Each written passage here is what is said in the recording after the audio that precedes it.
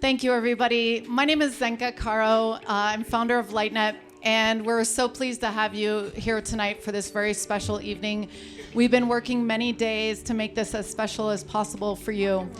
Zoey's going to talk a little bit about her vision, but again, this is so that we can bring the smartest people in all of Sedona together every 4 to 6 weeks to talk about the ideas that are absolutely revolutionizing our future. Because, I was listening to Todd in California, and he's like, oh yeah, my stem cells use reverse time technology, and I can cure blindness, Parkinson's, and paralysis, no problem. And I said, wait a minute. I am on top of every single future trend there is, and that opened my mind to the fact that what we thought was possible yesterday is totally possible tomorrow. And that's why we have this whole new playground of tools and ideas and consciousness to grab onto as we build a better world. I want to especially thank Ron James. He's there on a camera right there. Ron James is number 4 on Amazon right now for his film Accidental Truth. It's about the UFO disclosure movement in the US government, and it really goes into all the details about the technology that we've found and been able to investigate over the last 70 years. So I highly recommend you checking that out. So I want to thank a couple of donors, the most important being the Hardt right here. Not only have they been a massive mentor in my life and supporting LightNet all the way, they also helped us with all the chairs and all the tables. And so one of the, Zoey and my understanding is that we try to buy the things so we don't have to spend exorbitant amounts of money renting. So we've now bought all the silverware and all the glasses. If you need to borrow them, you can. Bradley Stout, where are you? Okay, welcome. Thank you so much. So Bradley just donated $250, which is going to go to the fact that we won't have to rent napkins and tablecloths next time. So if you would like, we're still looking to buy the plates and things like that, and we even have ideas to hand paint them. So if you'd like to make a donation at the end of the night, please come see me or Coffee. Where's Coffee? Okay, Coffee's here. So Coffee is the newest member of our LightNet team. She's our community manager, and she's also running the levitation lab. Why don't you stand up and say hello real quick? So at LightNet, we're really a mystery school to teach you and to raise your consciousness, but we don't actually do any teaching. We just do research teams of 8 to 12 where you guys teach each other. So we're really on the edge of evolution, I could say. And so we do these crazy things like remote viewing. Adam's doing waking-induced lucid dreaming. Nadi is doing crop circles. Jesselyn is doing intuition. So we have a ton of guides here. Viola's been in our teams before. So these are really life-changing experiences where you're 8 weeks on Zoom and you are changing the way you believe in your capabilities because you have experiences. It's all experiential. Tonight, we're giving $70 off for just tonight for the next 24 hours.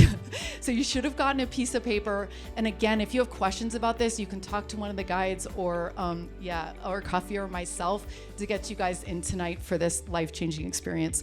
So I want to thank the volunteers, Nadi, Nico, Ron, Omkari, Lorelei, Coffee, Adam, Ashley, Jesselyn, Jared, and Lindsay. These guys have been working, picking flowers, lighting candles, like running around, making egg rolls and stuff. So we really couldn't do it without our loving community. And lastly, I want to introduce Sabine and Leslie, who are so amazing. They were like, wow, the panel's about the codes of consciousness, which is technology and consciousness. We are agreeing to drive up from Phoenix to bring an entire suite of Centropics technology for you guys to experience tonight. So they've got 2 beds in that room, plus they've got a cloud and a bubble. So why don't you tell a little bit of people about what you're doing, and then we're gonna pass it to Zoey to get the panel kicked off. So it's really all about, even when we are talking about growing our telomeres and our stem cells, it's all about molecules. And so this is an incredible experience, and we're going to be there all night long offering that to as many of you as we can. The a frequency session is about 15 minutes long, and we have 2 complete session beds that we can facilitate.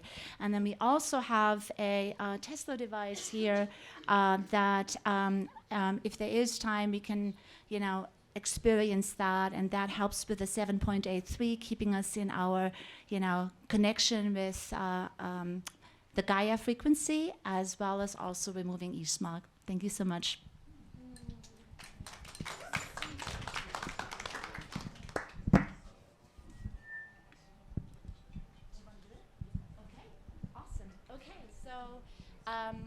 Do you want to be part of it, or do you want to? Yeah, so we have actually done this experiment, with citizen scientists, and this is a Tesla device that right now it's just plugged in and is actually already creating an 82 feet diameter with the 7.83 Schumann frequency.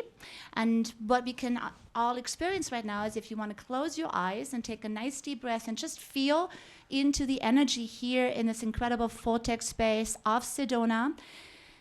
The sadness is that we actually have a lot of 5G towers that are getting all put up around us. If you are local here, you see them popping up even on the freeways up from the valley. There's a lot of 5G towers now all around in this mountain range, and it has changed even the frequency out in nature, and that has a lot to do also with the low orbit satellites. So if I could invite you to just tune into the natural frequencies, but also the artificial frequencies that are now all over, and take a nice deep breath, I'd like for you to just experience what the change in frequencies are doing, if you can experience that.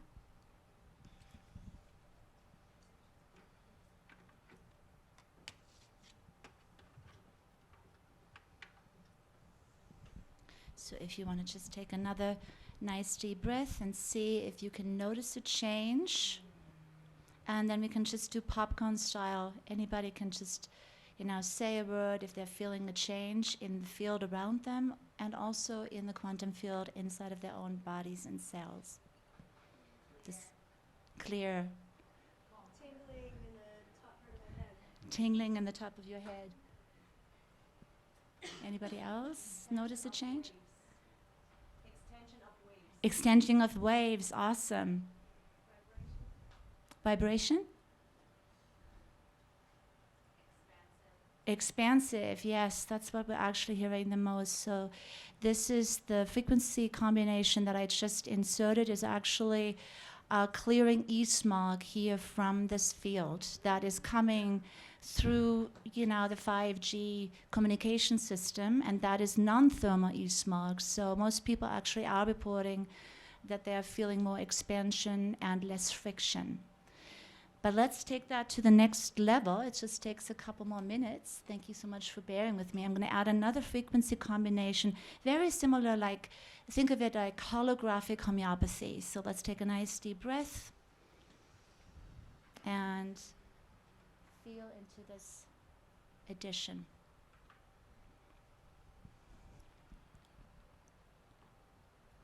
And we can also do popcorn style. Anybody notice a change? Coffee? I feel aligned to the earth. Wow, that's profound. Aligned to the earth. Anybody? Pineal activation. Anybody else notice anything? Triple helix and the color purple. Hardt expansion, yes. So this frequency combination is called Hawaiian Harmony, and it actually broadcasts. Isn't this amazing? So we've done experiments with hundreds of people that all of a sudden everybody says, I feel like I'm at the beach.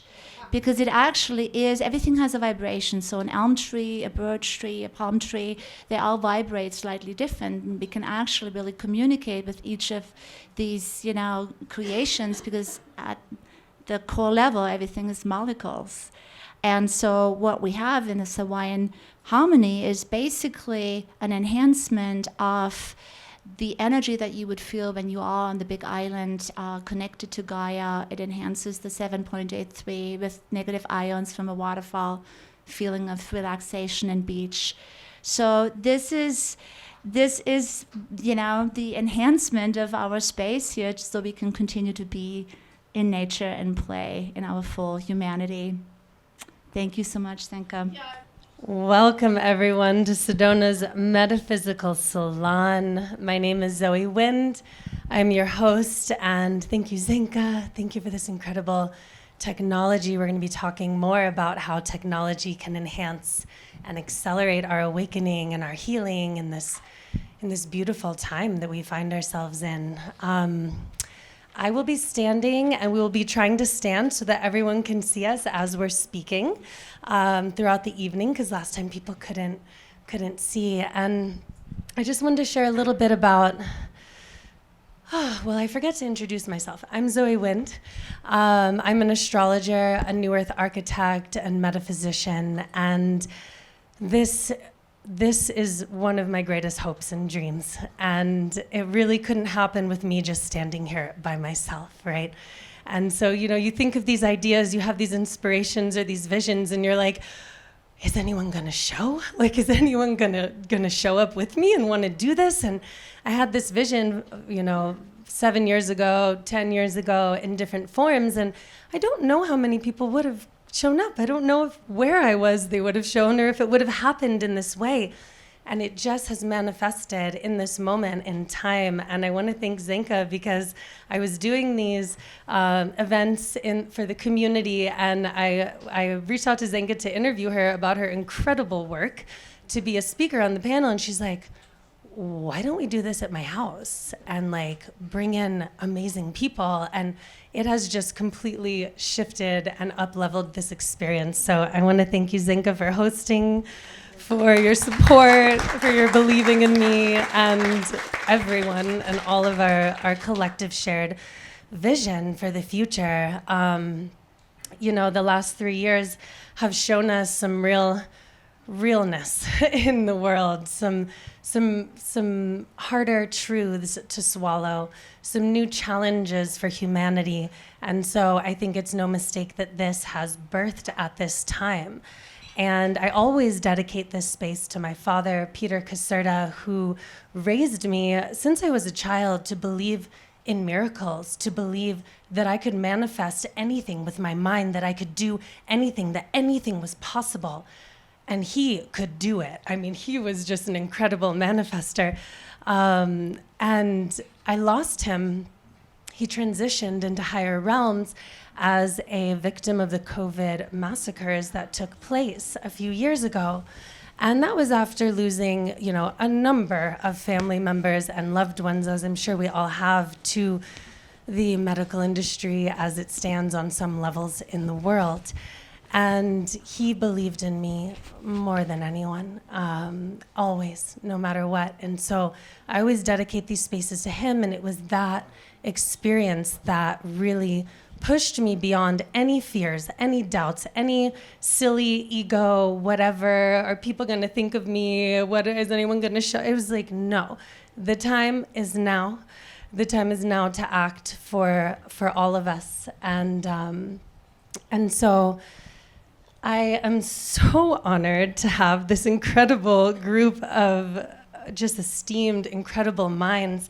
And there was a time years ago, after a lot of trauma and challenge that I have been through, that I would have been a little nervous about having so many doctors in front of me. And yet we have doctors who are changing the paradigm of science, who are restoring us back to the seeking of truth and healing and awakening, who are shifting. I have 2 bachelors of science, which compares nothing to what we have in this room.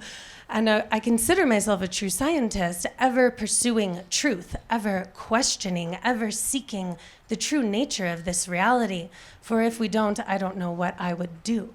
And so the honor to speak with and hold space for voices who are honoring this, and everyone here as well who I know is doing so, is just beyond a dream for me. So I really look forward to seeing how we can shift science, how we can shift medicine, how we can shift healing for humanity, for the collective, when so much of it has been co-opted and taken and, controlled or, utilized by various forces for whatever means or ends that they may seek.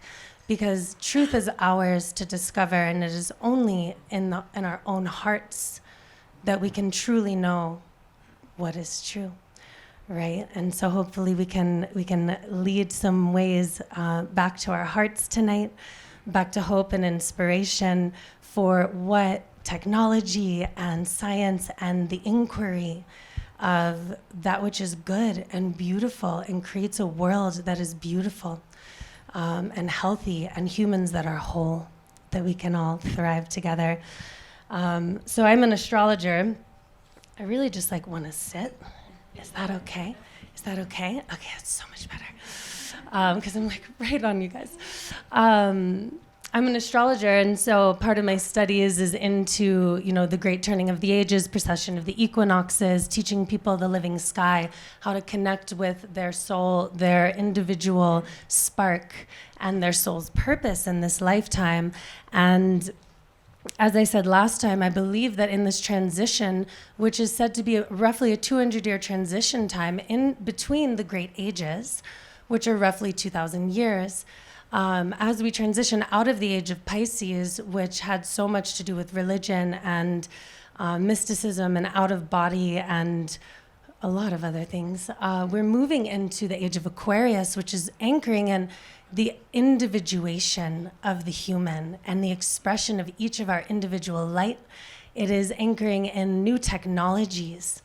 And so we're going to explore some of those tonight and the ways that, how are we doing this? Pluto is retrograde right now, 0 degrees of Aquarius, 0-point field, activation of the quantum field. So we're in a really potent time because he's entered in, and we had, AI and all this technological bursting forth, which will be one of our panels in the future, talking about AI. But he'll be going back into Capricorn to go into dredging up the structures that are in the way of us really, really expanding into this new age. And so this is a profound time to look at how are we utilizing these technologies and what are the most cutting edge. And this includes metaphysical and mystical technologies, the technologies of the body, mind, soul, complex, and beyond. So I would love to introduce my panel to you. There is no way that I could list all of their accolades in this short time, but I will do my best. So first here on my left, we have Dr. James Hardt.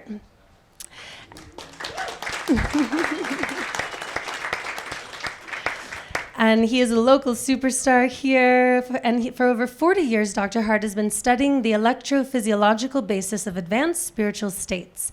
He has developed a technology based on electroencephalographic EEG measurement and feedback with computerized measures of subjective states, depth interviews, and extensive coaching in forgiveness, engaged indifference, and non-attachment.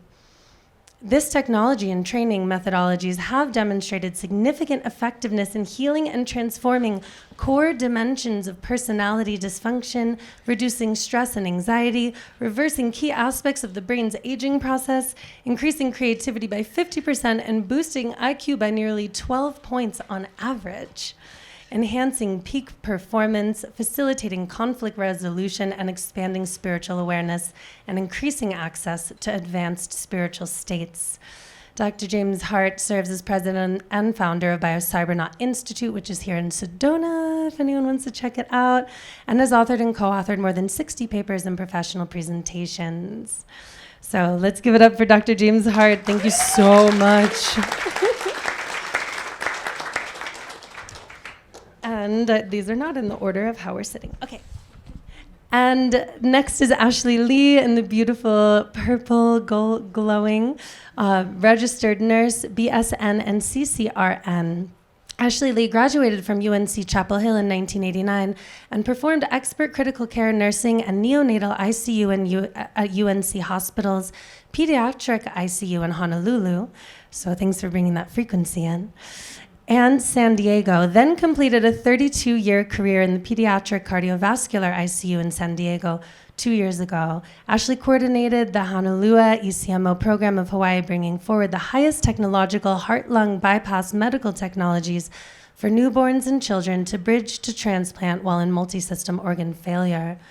Incredible. She has since shifted her focus to advanced global pediatric and family energy healing and mastery, serving as a planetary steward and guide to create the Global Energy Mastery Schools for children. She is an advanced expert in genetic and human physiology with neurological development and repair of the brain and nervous system, including brainwave augmentation. Ashley has also created leapofconsciousness.com to heal influencers of victim consciousness and the Center for Conscious Awareness.org and Center for Conscious Kids to heal children and families around the world through energy mastery.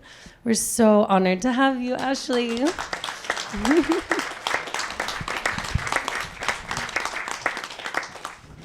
And Dr. Todd in the center here. Dr. Todd was the first in his class at Northwestern University after 2 years, was one of 26 people in America accepted to the nation's most elite accelerated medical training program at Johns Hopkins University.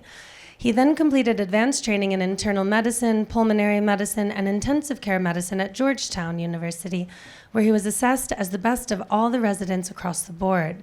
During a meditative experience, he communicated to the pure awareness of DNA, which I really want to talk about, which led to developing an interdimensional laser technology, using intrinsic cells of the body to laser activate and guide stem cells agelessness as possible through 3 years of biological age reversal per treatment.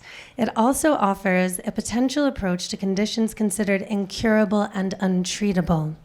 In agriculture, this approach can generate much higher yields of high nutrient density, high vibrational health, promoting food. Dr. Todd also composes and produces Lemurian choirs with hundreds of choristers singing ancient interdimensional tones to enhance biological balance and expanded awareness. I'm so excited. Thank you.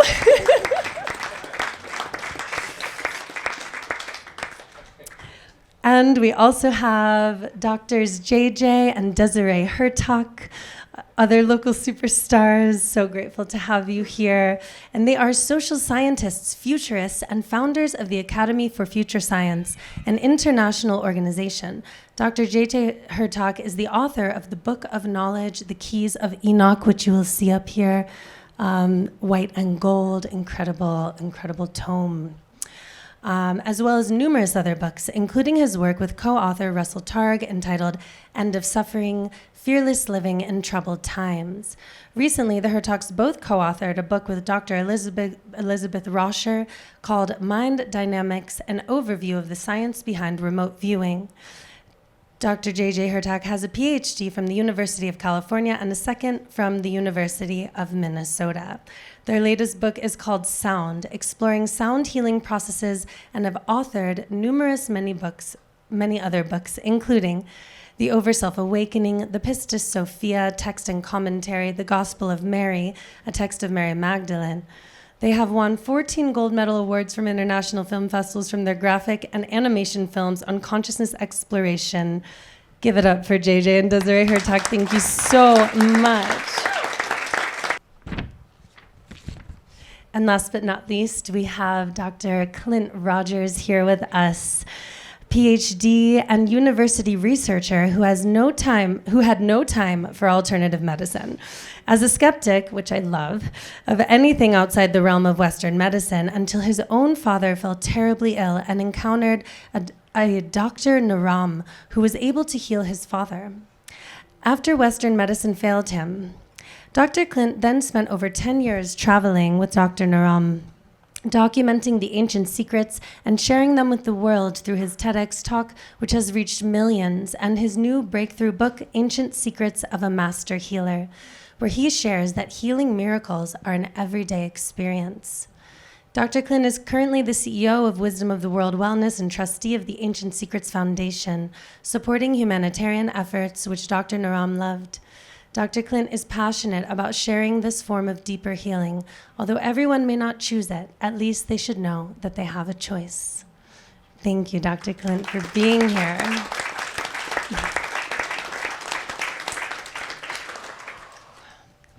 Wow.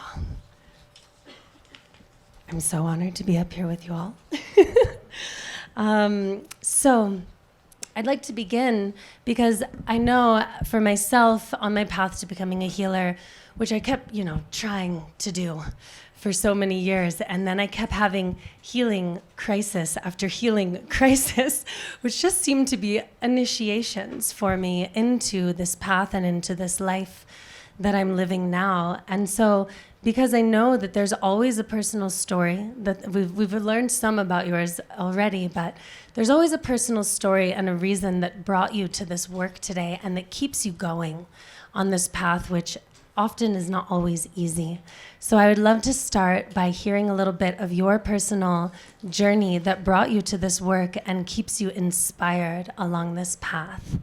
And whoever has the mic can start first. And please stand while you speak so the crowd can see you. You don't have to start. Who wants to start? I want to. Well, thanks for the great introductions, and it was a complete unexpected pleasure, even to be speaking. I think the invitation came yesterday. So it's awesome. It's been a beautiful experience here. And an even greater surprise that Doctors Desiree and JJ Hardt were here, because they're some of my favorite people, and I've spoken with them at conferences twice in the past year, which has been really exciting. And his book was actually one of the inspirations that led me to do what I'm doing.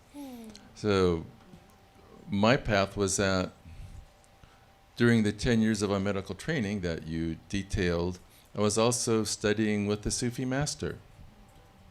So it was a combination of like the most intense possible medical training at one of the top institutions, combined with the highest possible spiritual training, which is quite interesting. And towards the end of my training, I got interested in a vibrational solution for HIV, a way to cure it, just using the principle that everything in the universe vibrates depending upon its structure and geometry and has a so-called natural frequency.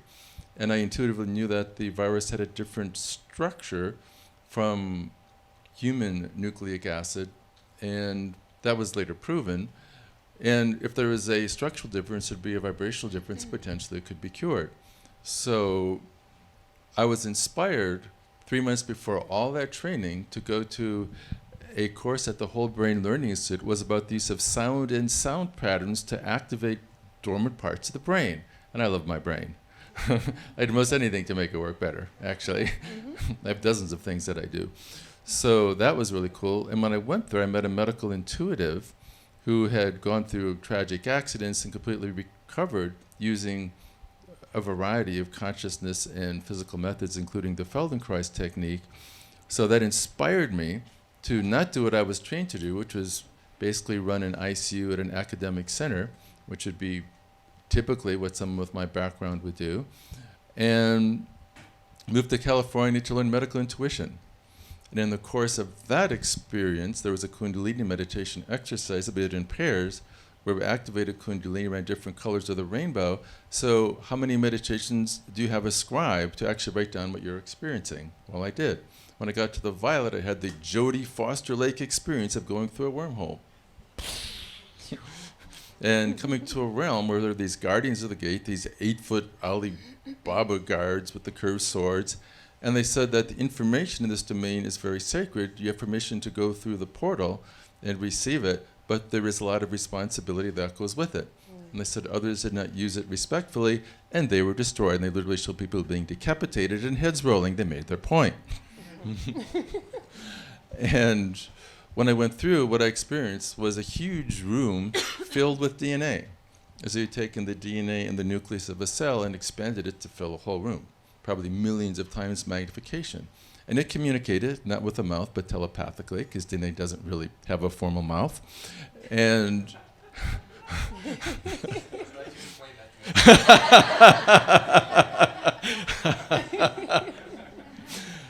and the communication was that the understanding of science about DNA is correct but incomplete. DNA is indeed a vast library and encyclopedia of information of how to create all of the proteins that make life possible. However, in addition, what's not as well known about DNA is that it's not just a double helix. That's the popular icon. But in a cell, DNA becomes a supercoil. The double helix then becomes a bigger coil, which then becomes an even bigger coil, up to 7 levels of supercoiling. And the communication was that there are moving charges within the cell. There's a flow of current. And when you have a flow of current in a supercoiled structure, you basically get a transmission and receiving system. And the core communication was that if you understood the frequency patterns that DNA makes in health and disease, you could literally learn how to instruct a sick cell to become a healthy cell or an old cell to become young. So that was inspiring. Wow. Thank you. And then I found a genius physicist in Scotland who was actually able to build a device that creates a type of vector sum zero electromagnetic waves that you described in your book. And the attributes of that type of wave that allows us to communicate with DNA to activate its higher dimensional properties and release the full potential, our genetic optimization, as it were. And because of the expense of building a system to target HIV, we built an inexpensive one with a red laser system. Didn't know if it would do anything. In theory, that vector sum zero wave can go through 100 miles of steel, but it might not change anything. So we passed it through a flask of stem cells for varying periods of time. And one day later, some of you know the story, the cells lined up where the beam had been. We had stumbled upon how to sing the song of the stem cells in light and direct them where to go. How cool was that? And then we took on HIV. I worked with a Sayedzaki Salahuddin, was one of the co-authors of the original HIV discovery paper. And with the frequency that was defined for that based upon how the GP120 protein on the surface resonates, he actually did a scale model. We used that frequency, which was a color of blue, in this vector sum zero form, and that wave alone neutralized HIV by 80%. When we then added further modulations, my uber genius physicist in Scotland used a supercomputer at the University of Edinburgh, and we actually, from first principles, calculated the primary coherent frequency of each of the amino acids, as well as the Q factor, which is the quality of resonance, the number of cycles of stimulation required to bring it to full resonance. And he built software. We can take any peptide sequence you can imagine in a short period of time to find the specific frequency pattern to activate that sequence. When you applied that to HIV, we basically cured AIDS in a test tube. Wow. Incredible. So how do people access this technology? In our lab in Carlsbad, California. And how do you have a vision for bringing this to the masses, for bringing this to places where there are so many affected by this? Well, it's interesting because we get into the whole big pharma question and the billions of dollars that oppose anything that basically competes with their monopoly. Yeah. So we then took that discovery and applied it to supplements and created Gematria. And I got that name from your book, by the way. I love this. I love the shared collaboration that was already there, even in the ethers. So in J.J. Hertak's Luminary book, and I think, as far as I know, only Greg Braden, Dr. Bruce Lipton, and myself and the authors actually read it cover to cover. It is incredibly esoteric. It's a beautiful book. Probably many others have read it, but those are the ones that I know have gotten all the way through. But you can also go to any page. It's interesting. It actually describes the properties of the wave that we created as I went through the book. It talks about particularly a vector sum zero wave. So we basically applied it to nutritional supplements and created some very profound effects. We've done clinical studies on a dozen formulas, and that's actually a powerful tool. And the biggest thing we've done, because I would know others need to speak, but it's a long story, what's profound and I think it's even hard to wrap your head around this concept, is that we have discovered in the stem cell world that our body makes a particular type of stem cell called a very small embryonic-like stem cell, which is just beyond embryonic, so it doesn't have a risk of major complications like benign tumor formation, but it's pluripotent. It can make every single type of cell in the body. And for unknown reasons, this cell goes to sleep when we're born. Because it's metabolically hibernating, it's also not divided, which means its telomeres aren't shortening, which means it stays very young no matter how old you are. And so we've learned how to just draw 60 cc's of blood, and from that we separate, concentrate, and use the laser to awaken these cells. This is the most efficient way ever discovered to do that. And we give them back to the body, and the usual effect is turning back the biologic aging clock 3 years per treatment. With repeated treatments, we now have people that are 12 to 18 years younger biologically than the birth date age, and the physical performance increases to go with it. So the simple formula would be, if you did a treatment like this every 3 years, you would be ageless. Yes! Okay, so my goal of living to 777 years old is possible. I'd go for 1,000 at least. I mean, 7,000 is my next leap. I just go with you know, The exponential here. seven, 7. I don't know why it keeps coming in the sevens. Right. Oh, Yeah. So, and also the other factor is that this laser will direct the cells where to go. So we can direct these cells. We've reversed Parkinson's, stroke, and blindness in less than an hour, for example. how many of us know somebody who is afflicted by one of these conditions in this room? Incredible. Right. So the key, the summary, like where it all goes, is that we've all experienced in the past year that our medical system is badly broken. It is dysfunctional. It is corrupt. It uses people as pieces of meat to make money, and that's what it does. It's lost its vision that the real purpose is best outcomes. And my goal, which includes the incorporation of this age reversal technology and the ability to cure things that are incurable. We've had success with a number of conditions that really are untreatable and incurable that are either much better or cured, is to take the best of all technologies that exist. The best of the best, and I know some of the best and brightest in the world, and technologies that the world doesn't even know about yet. Take all the best of everything, create the very best protocols that exist, and let's eliminate hospitals, which have become houses of death. Yes, thank you. And instead create sanctuaries of life with the best of everything. And the core concept is to create the future medicine of 100 years from now, today. Oh, yes, thank you. Thank Wow, you. I am blown away. In many ways, I feel like I could have been on your path. I completed my pre-med and was planning to go to school to be a naturopathic and Chinese doctor when I met an astrologer at a medical astrology conference who taught me and initiated me under the living sky and sent me on a different trajectory. And in many ways, I think maybe as much as I wanted to heal that because I'm so passionate, because there was no way I could not see what was happening. I just could never not see it since I was a child. It's like, oh, you are calling this healing, but they're suffering. You're saying it's helping, but it's harm. And so thank you, because I'm so grateful somebody's doing it and that you're not the only one. In Sedona, we're offering it. Katrine and Offering what? Dr. Todd's laser, we're trained to do it. Oh, amazing. They're trained to do it. Come on. We'll send that out. If you put your email, we'll send that out to make sure you get with me, and we'll let you know that information. Very cool. Right. Just And to expand on that concept, this methodology has 3 global patents, and we've now licensed 26 of the best and brightest artisans in the world into this methodology. We're creating a think tank of the most innovative practitioners on the planet, and that process is expanding. So that's one of the ways to get it to more people. incredible. Yeah. Thank you so much for this work. Thank you.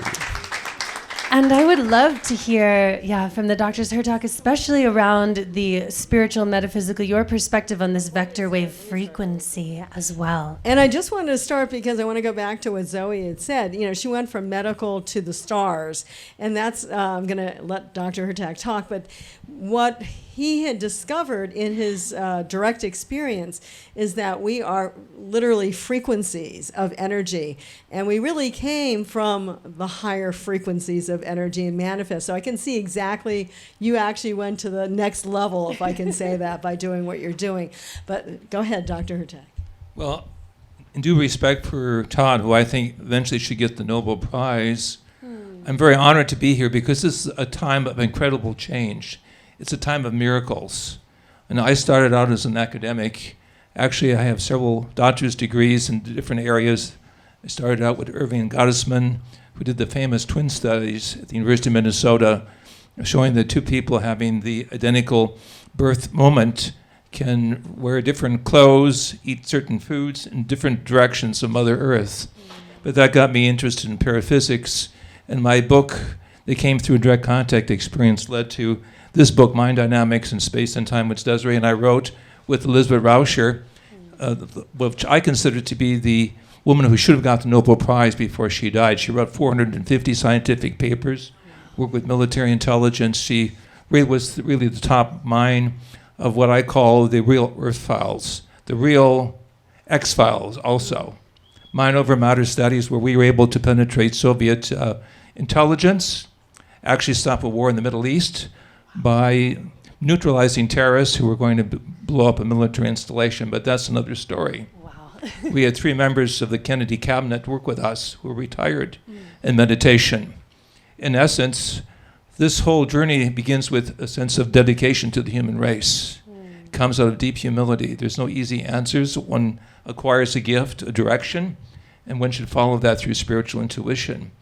The long and short of our work has been to look at the roadmap that we are on the brink of a great breakthrough, of working not so much with extraterrestrial intelligence, but ultra-terrestrial intelligence, which we'll consider that higher level of consciousness akin to that work of the avatars, the great prophets and mystics.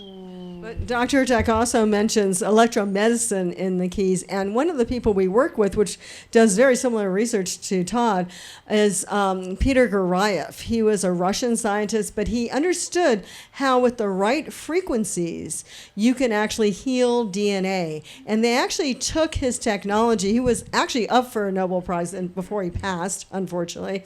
But ultimately, even in Dubai, they were able to devise a device using similar technology that Todd was talking about. And when you would walk into, during COVID, a shopping center, they would run this over your body because they had analyzed the exact coding for the COVID bacteria, and they could tell by going like this if you had it or if you didn't. So that's how energetic all of us are. We are energy first, matter second. The matter is only made from the energy that we represent. And of course, we can kill things here in the matter form. There's no doubt about it. But ultimately, we are light, and even our brains. And so I'd like to go over to maybe Dr. Hardt, if you'd like, or someone else who talk about the brain frequencies.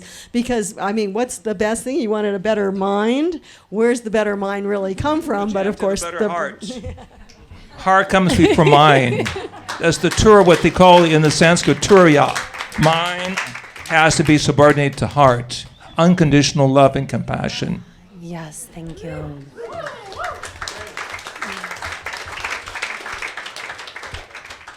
Thank you all for being here.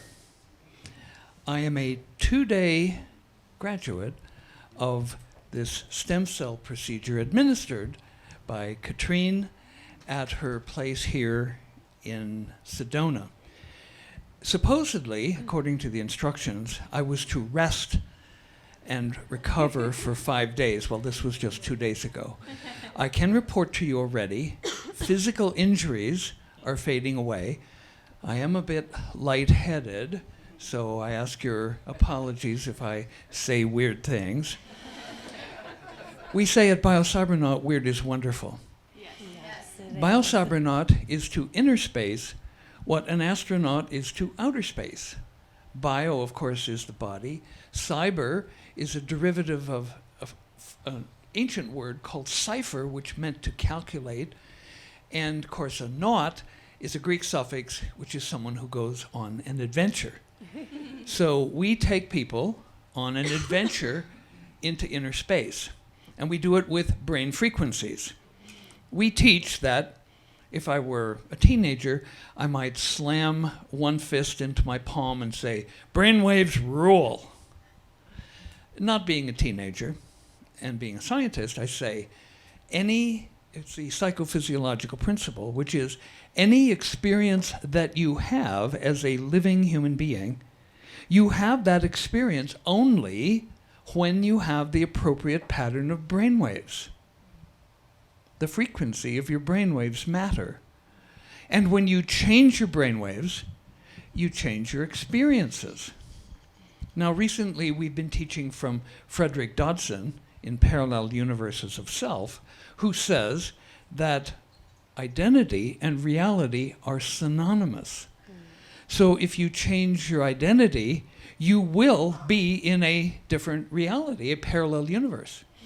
Okay, so how do you change your identity? Well, it's very simple. You change your brainwaves. Now, the next step is, how do you change your brainwaves most quickly? Well, you could go to Japan and spend 40 years of arduous daily practice of Zen meditation. You would then be a master in Zen. But the same brainwave patterns can be achieved in just 7 long consecutive days at Biocybernaut.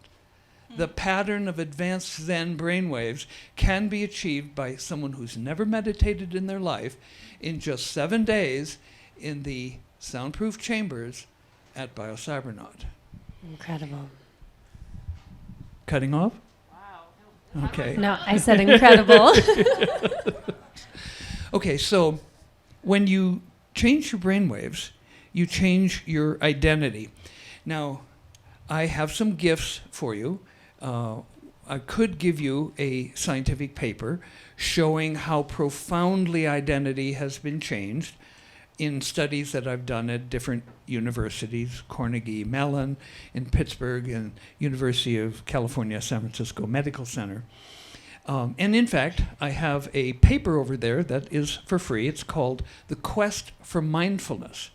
Mindfulness has become a multi-billion-dollar industry, and there's thousands of techniques, holding up the paper there, thousands of techniques. However, they differ considerably in how long they take and how effective they are. That's a review, The Quest for Mindfulness, something that probably all of you here share. I also have, and you can make a donation or you can take one for free, this book, The Art of Smart Thinking, which I wrote. There's more copies over there than there are people in the room. So there's a place you can make a donation or you can just take a book. Now, in terms of changing your identity, sometimes the interocular trauma effect, something so powerful that it hits you right between the eyes, is the best way to convey a truth. So when I first started doing this work, I was giving personality tests, measuring an aspect of identity before and after the 7 days of the training. And when I was doing this at UCSF, I would do it on a computerized form, take it to the campus computer center, score it, and it would print out copies of, among other things, the MMPI. Stands for Minnesota Multiphasic Personality Inventory. It's kind of the granddaddy of all personality tests. 566 true-false questions. And it has 8 clinical scales. It measures things like paranoia, schizophrenia, psychasthenia, mania, depression, anxiety, psychopathic deviancy, and things like that. And it has 3 lie scales that measure faking bad and faking good and just general lying. So some of the scales are statistically corrected based on the lie scales. You could take one of these to a clinical psychologist and they could read that person's beads. It's very accurate. So I was giving it before and after my 7-day trainings. And I was recruiting people based on first factor of the MMPI. So I was getting people in the 98th and 99th percentile of paranoia and schizophrenia and anxiety and depression. And after 7 days of training, they're in the middle of the normal zone, clustered around the 50th percentile. So at one point, I wrote and won a large federal grant from NIMH entitled Anxiety and Aging, Intervention with EEG Alpha Feedback.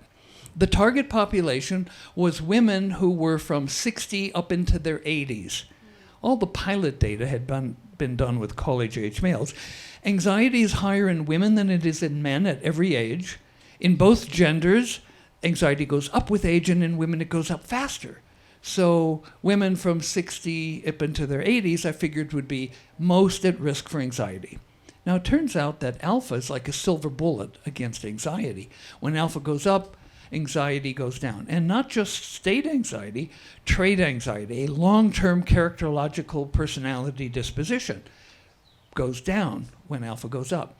So shortly after I win this grant, I am promoted from an assistant research psychologist to an assistant professor of medical psychology within the august Department of Psychiatry at UCSF. And just a month later, the department chair decreed an annual faculty retreat. All faculty members had to show up and get up on stage and talk for 10 minutes about their research.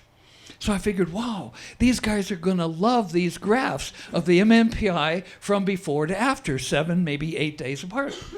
So I'm up there on the stage and I'm showing slides, the MMPI profile, pre and post alpha training.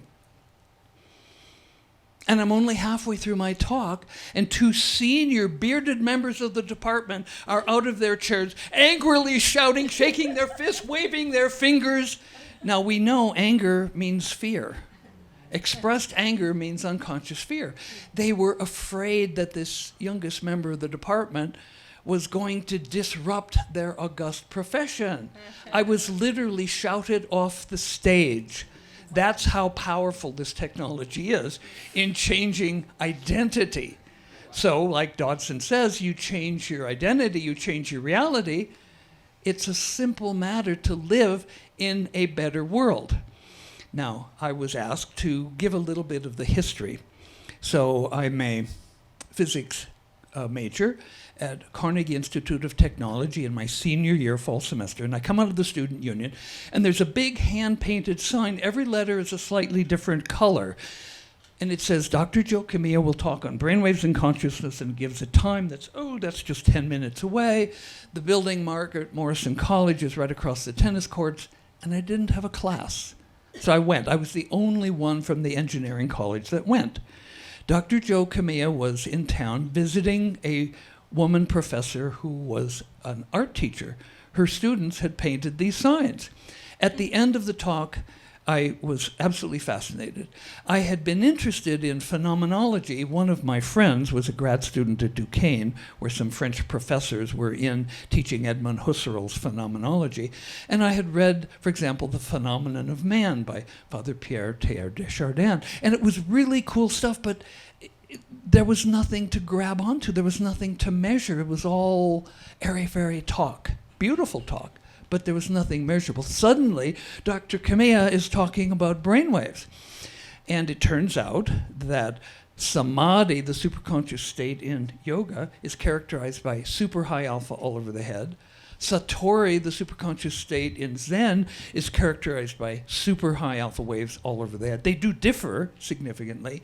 If you disrupt a yogi in samadhi, you're not disrupting. You can even take a red hot poker, put it on the arm, the flesh is burning, the smoke is rolling upwards, and their alpha is undisturbed. Yoga philosophy says this is all Maya, and when they're in samadhi, it's irrelevant. Whereas in Zen, which is inner world and outer world mastery, if somebody's in Satori and you ring a little bell, the alpha will block. You ring the bell again, the alpha will block again. Now with all of us, after 6, 7 rings of the bell, the brain goes, oh, it's that little bell, it's not interesting, it's not dangerous, and the alpha doesn't block. But with a Zen in Satori, the 1,000th time you ring the bell, the alpha blocks. It's like the William Blake phrase, when the doors of perception are cleansed, everything appears to man as it is, namely infinite. And so super high alpha, which is non-reactive in samadhi, and super high alpha, which is extremely reactive in Satori. So brainwaves rule. You could predict pretty much all of yoga and Zen philosophy from looking at the brainwaves of their superconscious states. So we have the ability to change brainwaves. Okay, so I correspond with Dr. Kamiya. Every spare hour of my senior year, I'm at the library reading the history of brainwaves. They were actually discovered in 1908 by Herr Dr. Hans Berger, an Austrian-born, now a Bavarian-born, now Austrian psychiatrist. He was recruited into one of the Austro-Hungarian Empire's interminable wars in the Crimea, made an officer on a horse, which was shot in a battle, fell on and broke his leg, many long months in a hospital. He goes back to Vienna, calls his family together to report on what happened. Halfway through, his sister interrupts him, takes him to her bedroom, and shows him her Tagebuch, the diary, in which she had recorded every detail of everything that had happened to him, which, absent cell phones, none of his family knew. So he now believes in telepathy, and he goes in search of electrical activity in the brain. Volta in France had been showing electrical activity in frog-like muscles. And so he finds it. He keeps it a secret for 10 years because he thought it was the basis of ESP, which in a way it is, but with his primitive technology, he couldn't prove it. 1918, he publishes, it becomes a sensation.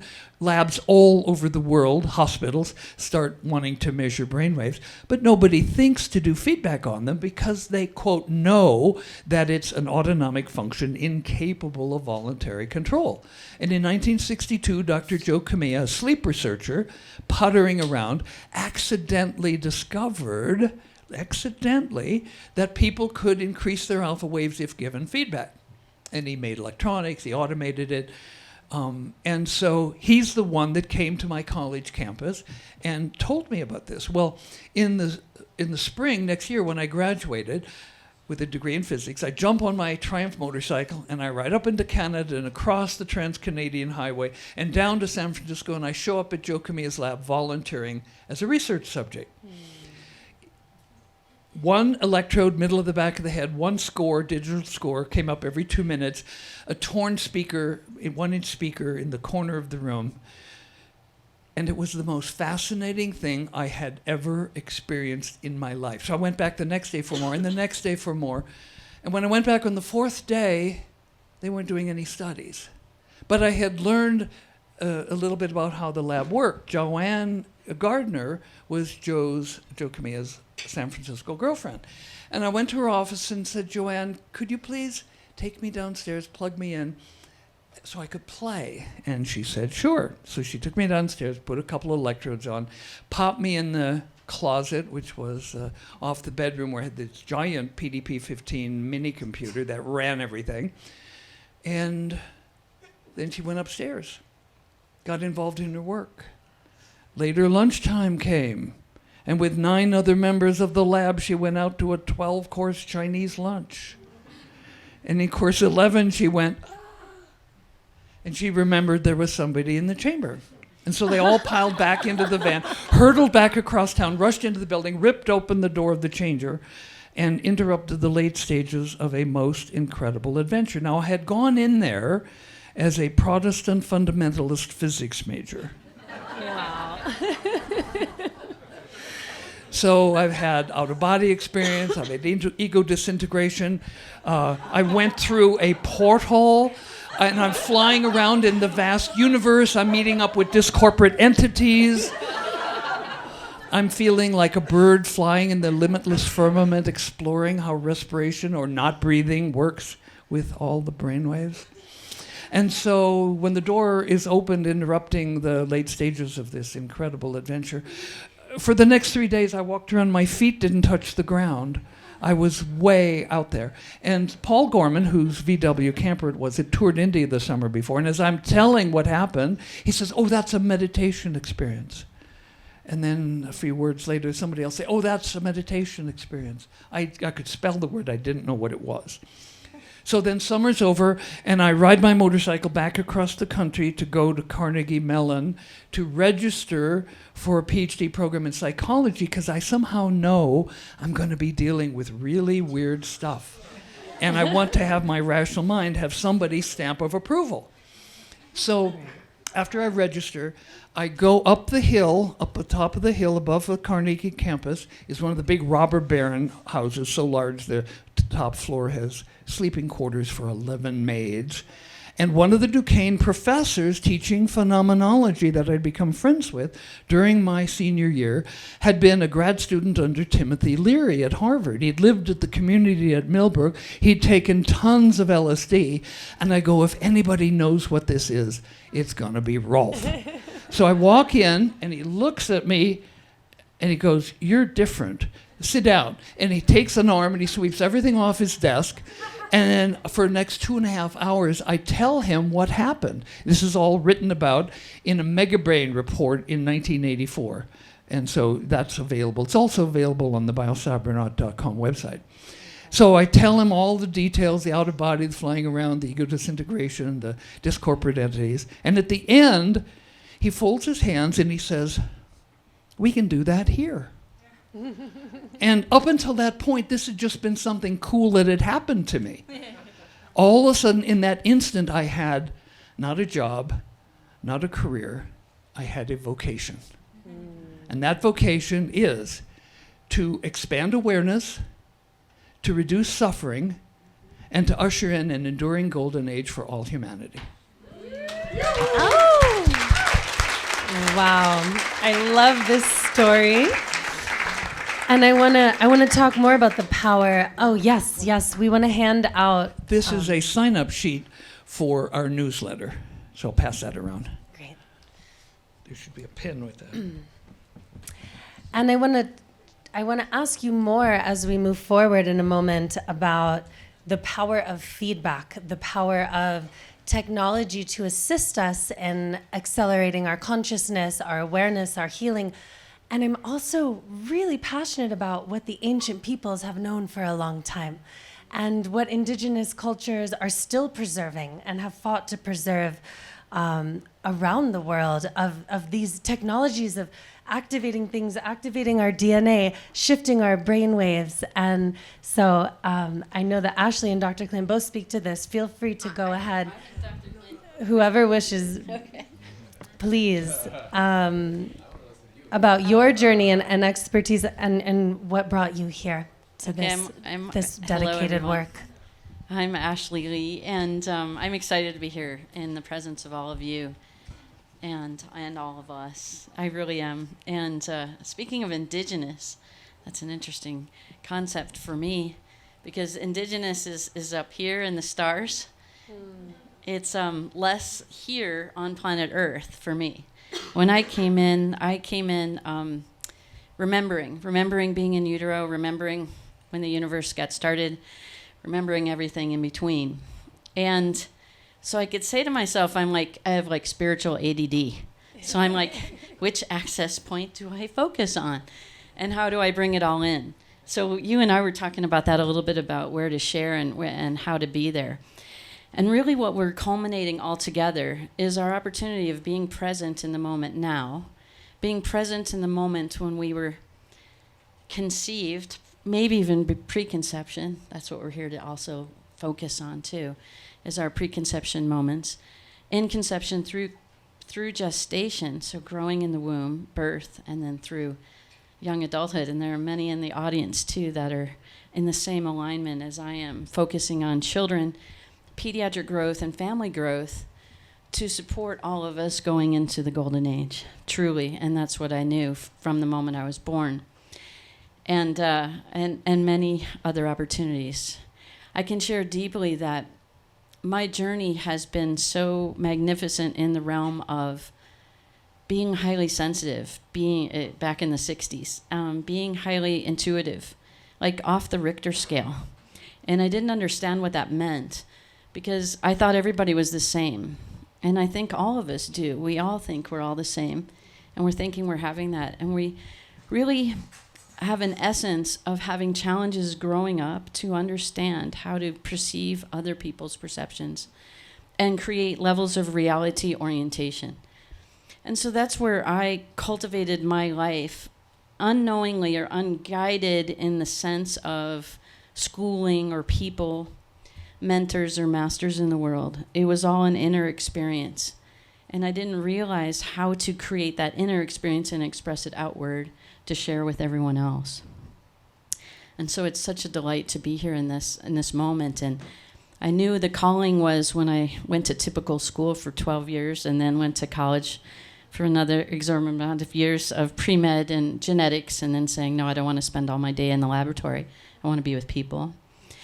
And then I realized that pediatrics was where it was at and where I needed to focus. And so I focused all of it in intensive care, learning the most extensive modalities on the planet in the medical world, right? You know that too. And in that realm, it was obvious to me from the get-go. I thought I was only going to be there 10 years, and then I had a child myself. So then I took another 22 journey, helping my child grow up as well.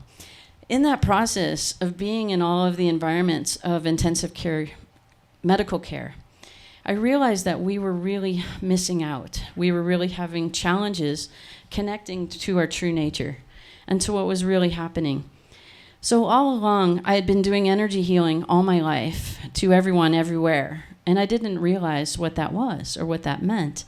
It just meant sharing our hearts, sharing our gifts, sharing our opportunities to be with one another, and to accentuate the gifts in each one of us so that we can have the opportunity to come together, right?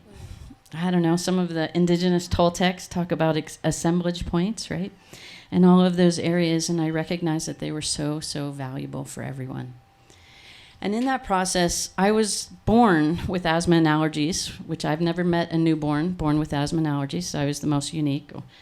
I think I took in food, and I was a breatharian, not born to a breatharian environment.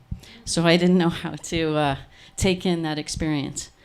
I also was born into an environment where I didn't know what the human collective consciousness was, and it took me over, and I didn't know how to navigate in that world yet. So there are many of us that are helping everyone come through the human collective consciousness and create it inside unity rather than inside separation and degradation with each other and competition, and the list goes on. And so in this process, I healed my asthma and allergies about 13 years ago. I woke up. But I did remember seeing the Dune movie in 1984, I think. And he said, the sleeper has awakened. And I was like, the sleeper has awakened. And I went right back to sleep. So I didn't realize that many of us are awakening in a divine pattern that's allowing us to, as someone said, pop like popcorn and start to really come together in a unified way to express our giftedness in all the ways that we are. So about 2 years ago, I finished my career in the intensive care unit when our governor in California decided that vaccines and all this sort of stuff was, not okay. So I decided that I wouldn't do it. And a charge nurse had told me, she said, well, why are you quitting? Because you know how to clear vaccines. And I said, because you don't. And I don't have enough time to teach all of you how to clear the vaccines in your own body. And I mean the mRNA, the nanobots, and all the rest of it.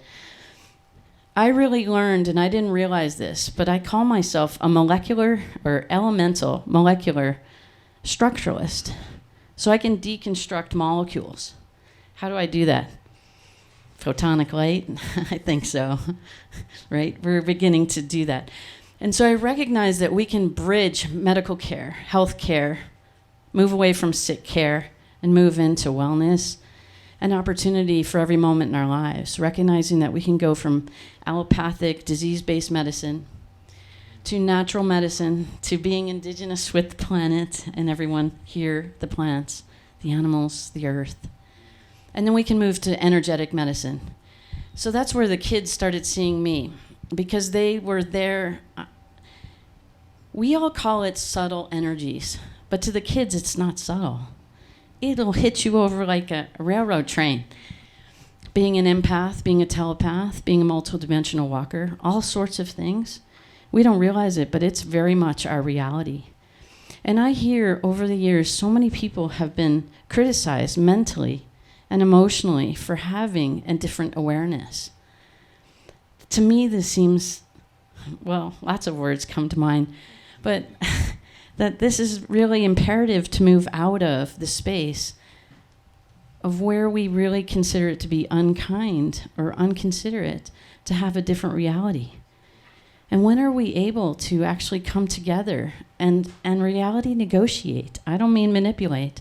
I don't mean NLP. I love NLP, but we're going to have to shift it a little bit because the kids don't like it. They can tell that level of movement in the energy in their brains and in their bodies. So let's come forward now and allow in the bridging times, Western medicine, Eastern medicine, allopathic medicine, nutraceutical medicine, amazing technologies to augment brainwaves and meditation, and all sorts of other ways to allow us to bridge, to come together in our inner technology, our indigenous Lemuria and other environments that we're moving way beyond now, which I know we're here to do that. And it is so exciting to recognize how we can learn to adapt and create adaptogens in our body, right? With the stem cells to change them and to adjust, to reignite the inner knowing within ourselves of how to heal ourselves. So that's where I focus on in the kids. On the inner, on the outer, every kind of way. People have said soul whispering in different ways of communicating to the kids.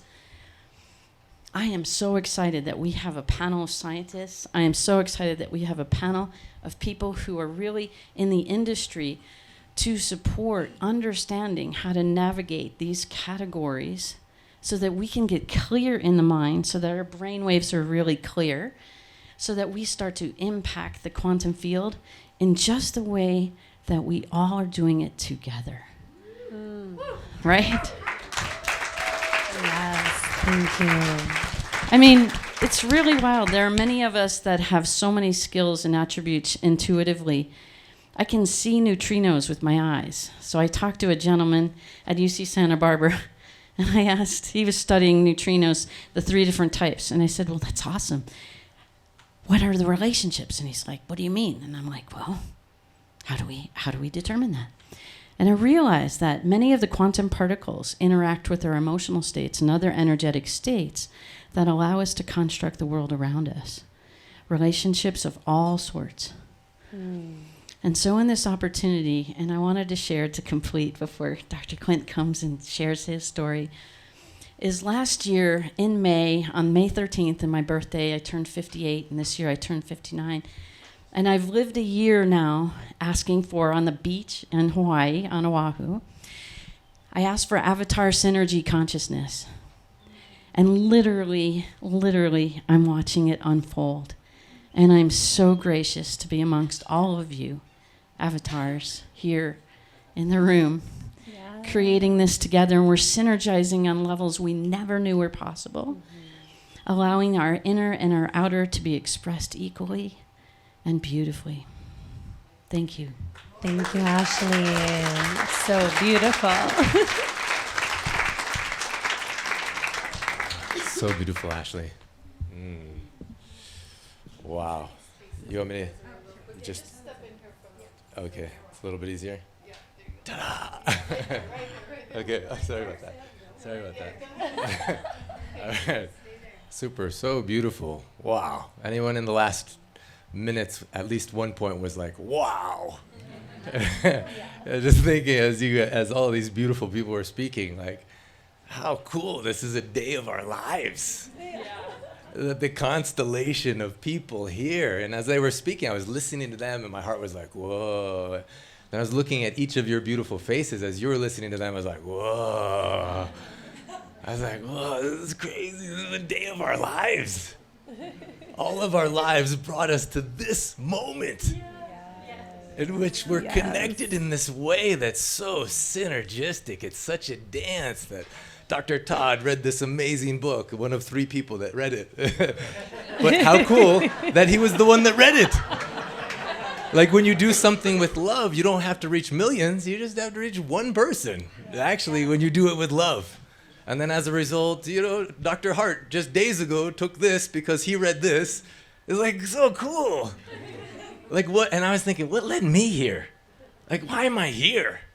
And I thought about, first of all, Zoey and Zenka. I was like, okay, I met Zenka. Yeah, how did I meet Zenka? And first of all, why was I in Sedona?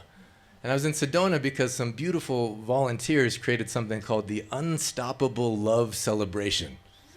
That just happened. It just ended yesterday. And the people who organized it are here, Dr. Joseph, Dr. Susan Engman, Jerem, and Nell, so glad that you're here.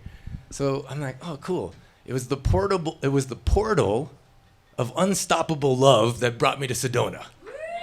Yes. And then, like, through that portal, Zenka contacted me, said, we've done one of these before. We're thinking of doing one again. What day? I was like, okay, that sounds fun. Let's try it. Zoey called me. And then I'm thinking, how did I know Zenka? And so as I'm sharing, like, what led you here? I know Zenka because I met this beautiful man, Aaron, who's in a wheelchair, and Heidi, and they asked me to officiate at their wedding. Like, it was also another portal of love. And it was the first time I ever officiated a wedding. I was like, why you want me to officiate?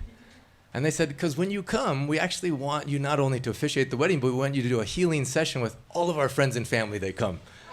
Like, they were thinking of community, actually, and, like, not just them being the spotlight, but how can they put it forward? So they actually gave a copy of my book to everyone that came to their wedding.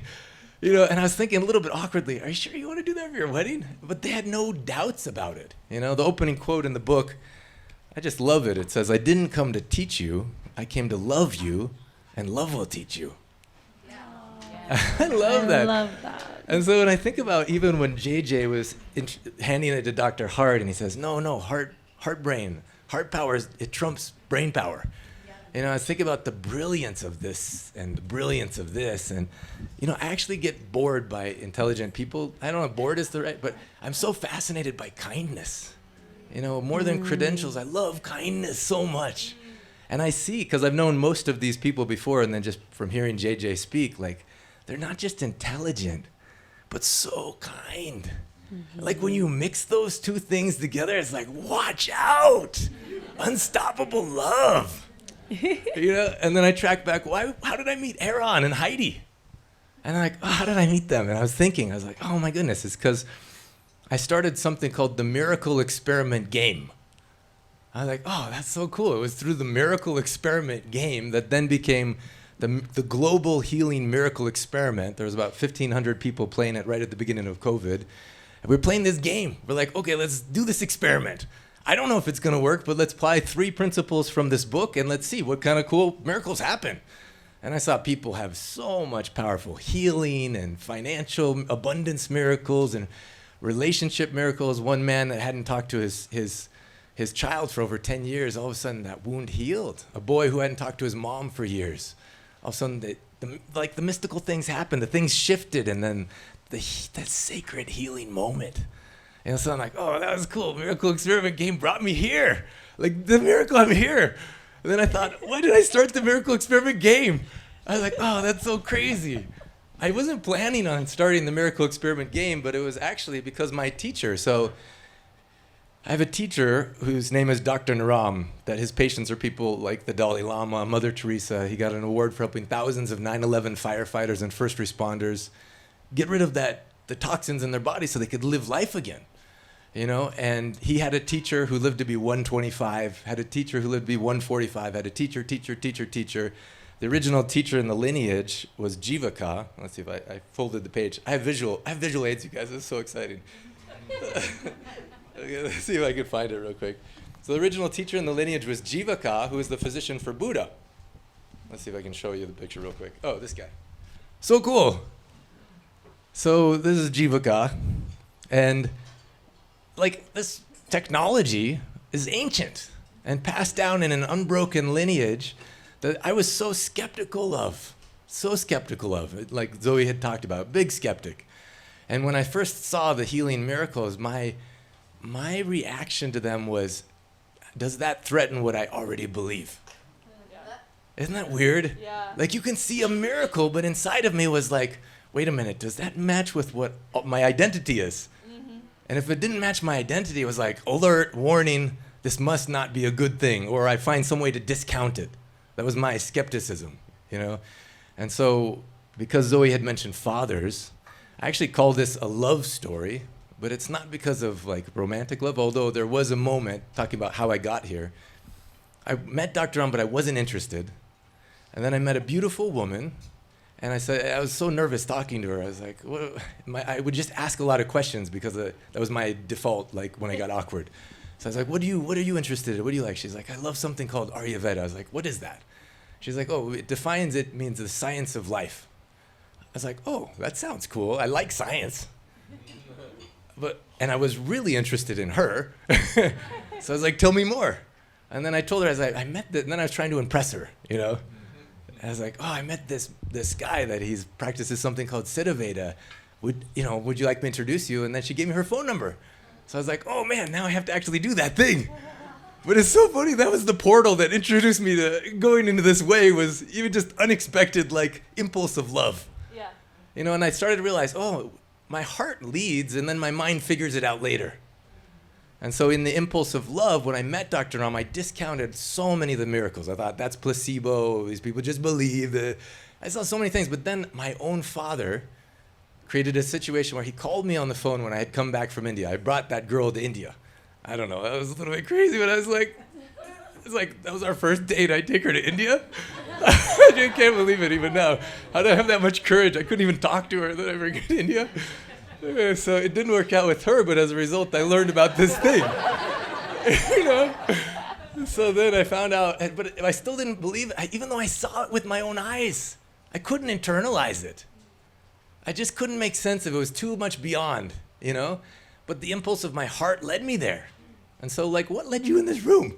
My guess is, anyone feel like it was the impulse of your heart? Like you saw something? Yeah, I see a lot of nods. So my dad called me on the phone when I got back to the US and he said, son, can you meet me in my office? I have something important I need to talk to you about. I could tell something was off. I remember sitting in the front of his desk, he sat in the side of his desk, and he looked at the ground for a long time. And finally when he looked up, he said, I haven't told your mother and I haven't told your brothers or sisters, but I don't know if I'm gonna live through this week. And I just want someone to know where the loose ends are, so if I'm not alive in the morning, your mother doesn't have to worry about it. And that was when, like, whatever else was important just faded away. Like, I thought my dad would be there for my wedding and read stories to my kids, and I was like, man, I haven't even asked him so many questions. I haven't told him I love you as much as I want. Like, all these fears and doubts flowing through my mind as he was trying to tell me the passwords. You know, and then I'm like so desperate. I say, you know, I just met this healer, and even the words coming out of my mouth, I was a little bit cringing, but desperate. And I said, he can help so many things. I don't know how he does it, but he takes his fingers and through just your pulse, the technology of your pulse, he knows what's happening in you, and then he can help you. Now, I thought this would provide hope for my dad, or he'd be interested. He looked disappointed in me. Like, what is my son getting into? And he actually just said to me, can you just, thank you. I've actually already done reflexology, homeopathy, Chinese medicine. I said, I didn't know he did that. I've done all these things, and I'm still in this situation. I'm in so much pain at night. It feels like someone threw my body against the wall, and sometimes I don't even know if I want to live to see the morning. Now, imagine being any father and having to say that to your son. So I said, I just listened as closely as I could to the passwords, and finally when it was done, I said, Dad, for Father's Day, I don't care, I'm gonna introduce you to this, I'm gonna bring you to see this healer. So fast forward the story, 6 months later, my dad called me in the office again and said he had another big problem. We're sitting at the same chairs. At this point, before, when my dad was telling me about the situation, he said he was on 12 medications for seeing 4 different doctors that were very highly qualified doctors, very intelligent, good doctors. But 2 that month said they still didn't know how to help him. So he had lost hope. So 6 months later, I'm sitting in the chair in front of him. He pulls out from behind his desk a box and he says, I have another big problem. And then he broke this big smile. He says, now I don't know what to do with all these medications. Yes. He had gone in 6 months from 12 medications to 1. No more diabetes, cholesterol, no more CPAP machine, no sleeping pills. His depression was gone. Before he was going towards early dementia, his mind was so sharp that now his request was, Clint, I want to fulfill my purpose. I love Ashley Helps Kids. My dad's big interest was kids. He said his passion project was called The Missing Piece in Education. He says we teach kids what to think, but not how to think. And so he had a series of questions where you can ask of any choice to know if it's going to bring long-term happiness or misery. He said some of the most intelligent people graduated from Harvard or Stanford, whatever, but then they have a whole series of broken marriages and lawsuits. And the parents, they don't want their kids just to be intelligent. They want them to have happy lives. So how do you know if you're making a choice that will lead to that? And so he asked me, will you co-author this with me? And I was like, oh, that's so much a better request than paying attention to the passwords. Here's your passwords back. You know. Anyway, so the impulse of love then led me to Dr. Naram saying, thank you for saving my dad's life. That's worth more than millions of dollars. People should just know this is a choice. They should know it's an option. They may not choose it, especially now that Dr. Todd is doing it in like this, because this requires you to actually change habits. Change your food. Not just the food you feed here, but the food you feed here. There's 6 instruments that these ancient used for thousands of years to reverse all kinds of chronic and acute health challenges and live to extremely long ages with vibrant health, unlimited energy, and peace of mind. So I said to him, I says, I want to help you. I think more, and his mission I knew was to reach every heart and every home with the power of the ancient secrets. So I said, I want to help you. And he looked at me and he laughed. And I remember that moment being so confused because I thought he'd be so happy that I was finally ready to help him. And he says, Clint, I need help, but not from you. I was like, what on earth? I'm finally ready. And he said to me, he's like, listen, I know you now, and your mind is way too crowded. Even if I told you these ancient secrets, you try to figure it out with your mind instead of understand it with your heart. So thank you, you're so sweet, but I don't need your help. I was so confused. I was like, please tell me, what do I do? And he gave me 2 things to do, and one was go for silence. Oh, that was the hardest. And I'm not going to go into that whole story, but I thought my dad needed healing. I had no idea how much healing I needed. In the silence, I realized that all the games we're playing on this planet are just things invented by other people at some point in time. I have a PhD, but that was invented, a game invented by people of a university that I do this thing, and then I have a PhD. One of my professors said that PhD, you learn more and more about less and less. You know? I've heard it called Permanent head damage. Oh, permanent PhD. Oh, Yeah. I've heard, you I haven't get heard your that BS and Yeah. then it's piled higher and deeper. Yeah. MS is more of that. Oh, yeah, and more shit. Yeah. Anyway, just to wrap it all up, I spent over 10 years traveling with this master healer, documenting thousands of cases in hundreds of cities all over planet Earth, like my father. People coming out of coma, out of paralysis, blind people seeing, all kinds of stuff that then when I go home to my family, I don't know how to explain. Because then I'm in my family system and it's like, oh, who am I? Yeah. What's my identity? And then who's seen Karate Kid? Yeah. So about 7 years into it, my only purpose was making sure I documented this so other people could see it. But about 7 years in, Dr. Ram says, okay, so-and-so, now you're going to go see Dr. Clint. I was like, what on earth? I felt so nervous. But then in that process, it was like Daniel LaRusso and Miyagi is like, paint the fence. And I was like, oh, I learned that. Oh, I learned that. He didn't teach me. Love taught me in the proximity of this master in such a way that I saw things that seemed impossible. Miracles as like daily occurrences. Yeah. And that was so life-changing. And one thing that I thank Dr. Ram so much is he gave me this experience of seeing in a way that my brain can't doubt, possibilities that I just can't ignore, that it's real, that it can happen. And then the most crazy gift, have you guys heard the quote, when the student is ready, the teacher appears, and when the student is really ready, the teacher disappears. Mm-hmm. So about 3 years ago, right at the beginning of the COVID, Dr. Ram passed away at age 65. Talk about mind, whatever. That was the hardest time of my life, 10 years. Week before that, he said, here's 27 main challenges the world is going to face. Here's the ancient secrets that can help. And I was thinking, I'm so glad he's on the planet. And then when he transitioned, I was so confused. I was so lost. After his prayer service, I was feeling so much pain in my body, so much confusion and depression. I went walking the streets just to move my body so I didn't do something horrible to myself. I remember walking the streets and looked behind me, and all of a sudden there's this dog, and I was a little bit annoyed. Then I kept walking. He kept following me. For an hour, he followed me. All day, he followed me. Airports closed for 7 months. This dog was with me. His name is, we call him Miracle Milo.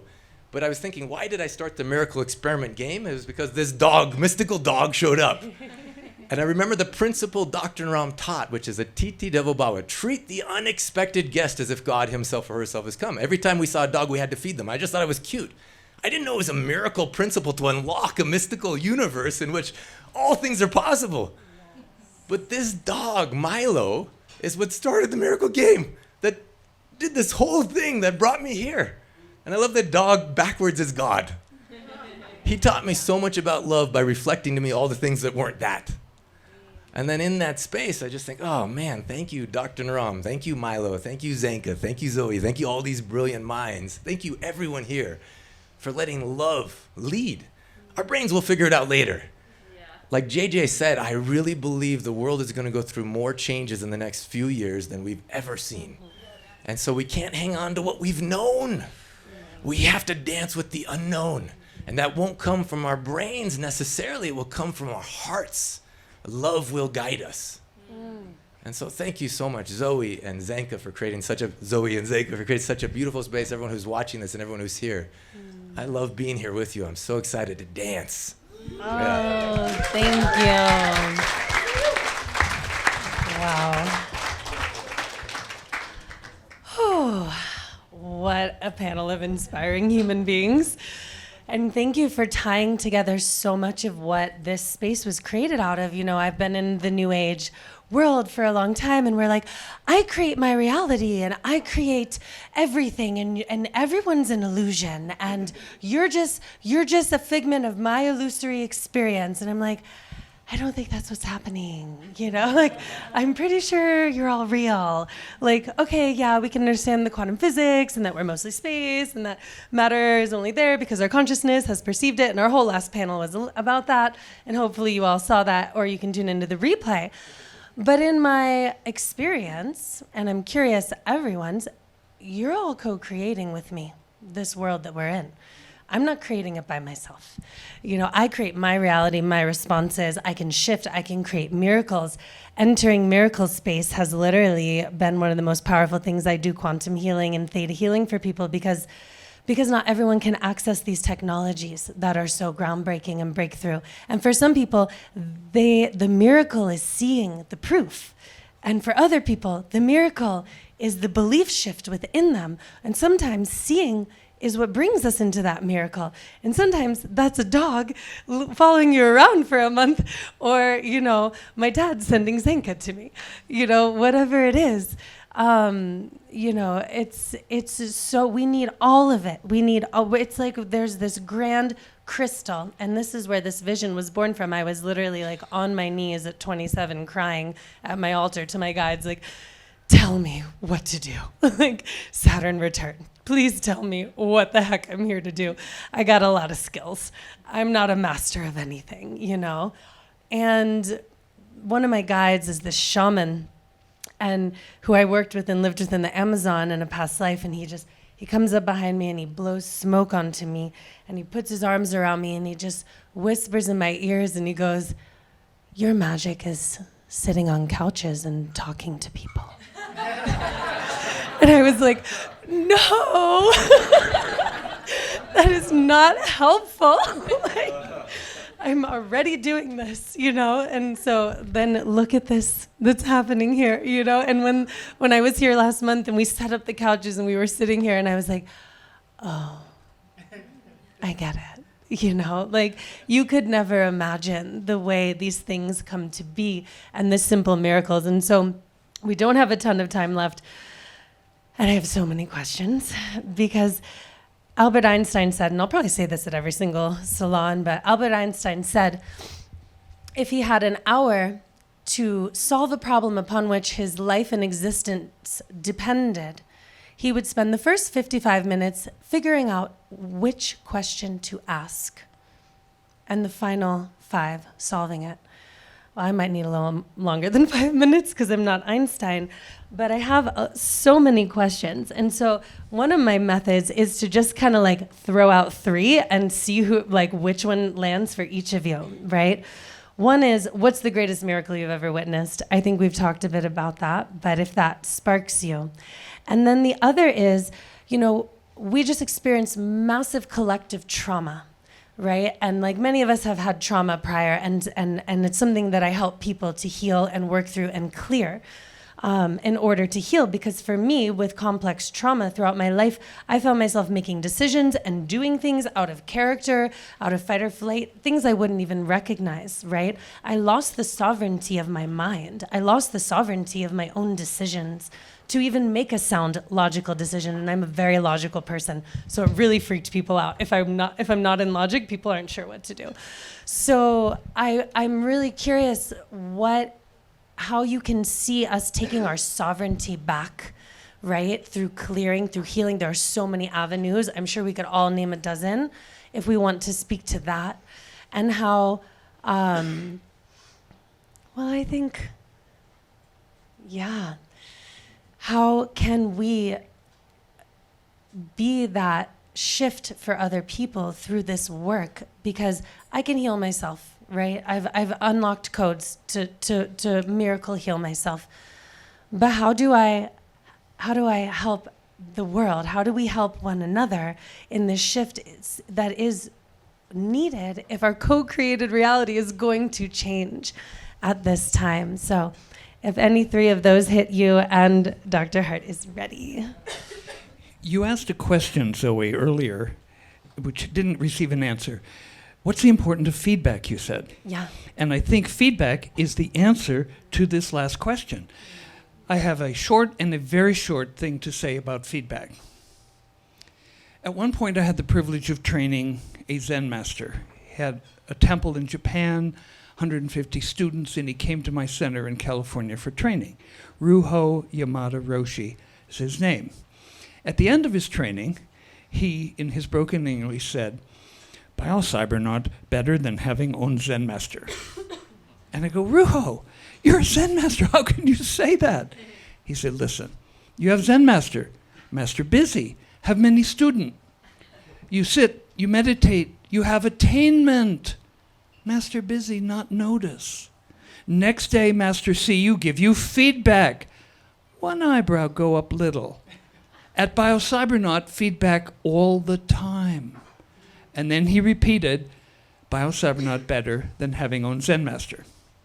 That was the short one, the very short one. The short one is, in 1997, I published a paper showing that graduates of the 7-day Alpha 1 training program would produce the same brainwave patterns as advanced Zen, which done in Japan was 21 to 40 years.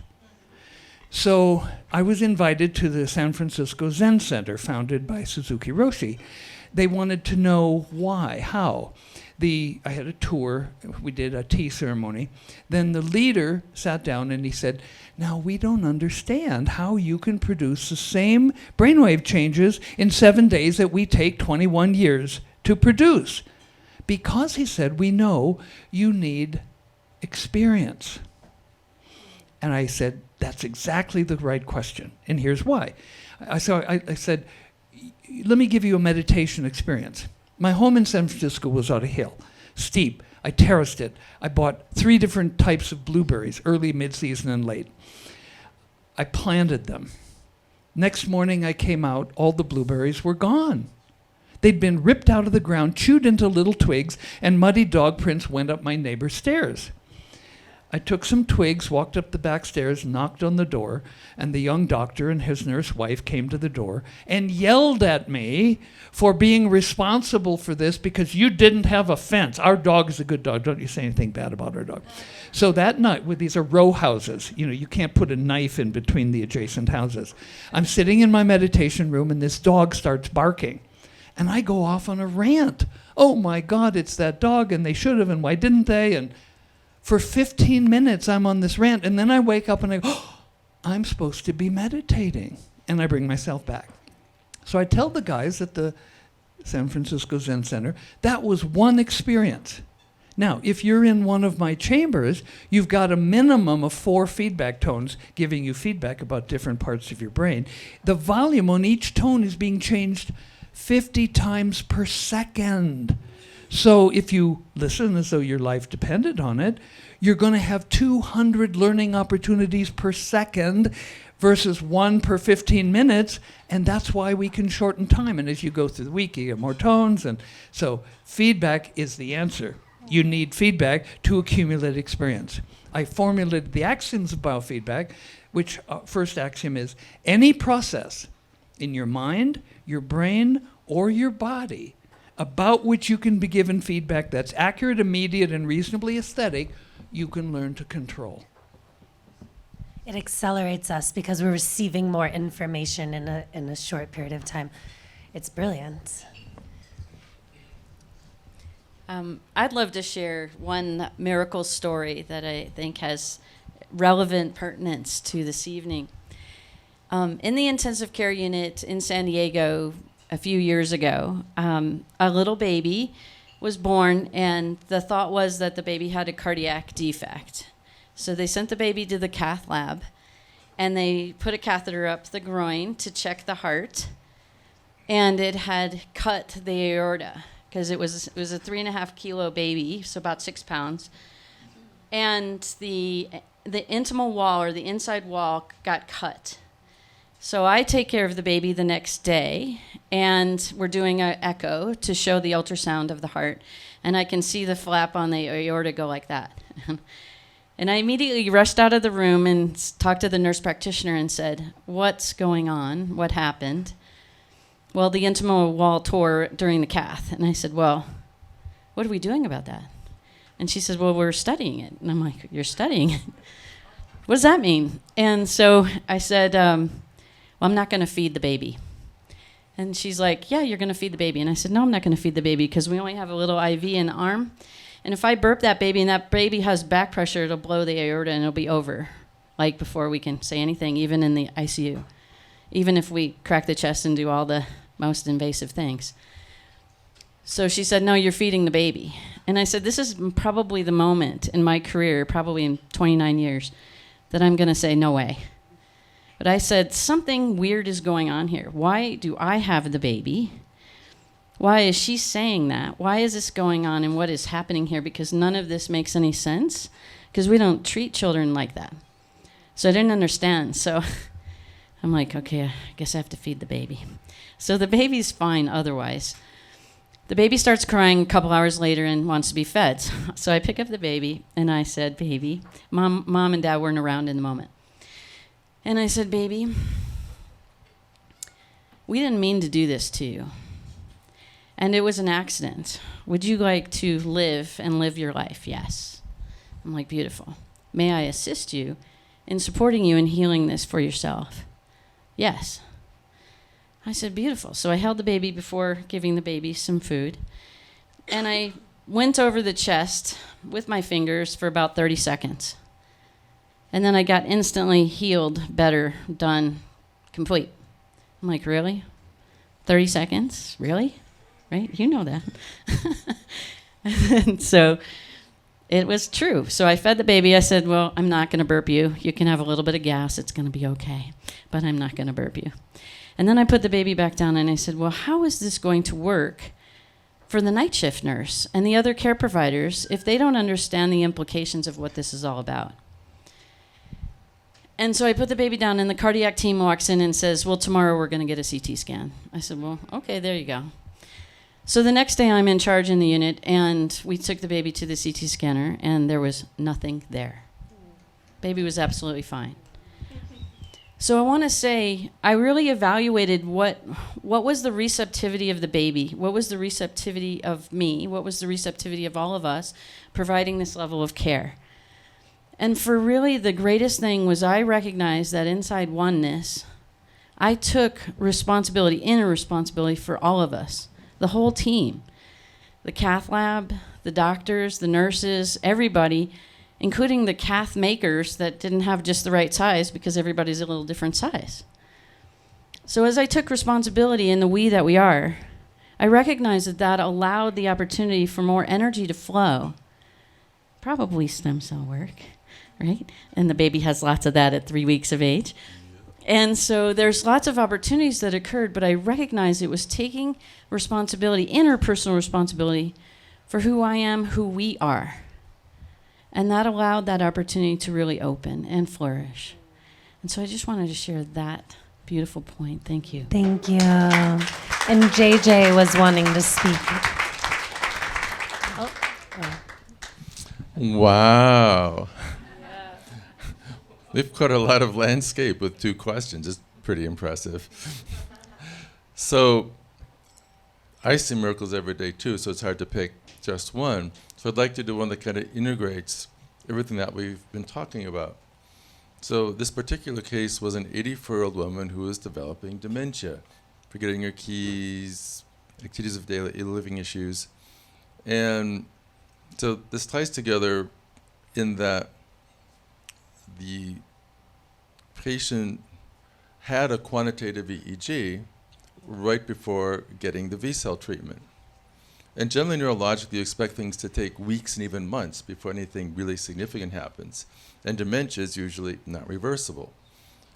There are like innovative practitioners that have some methods, but it's generally not quick.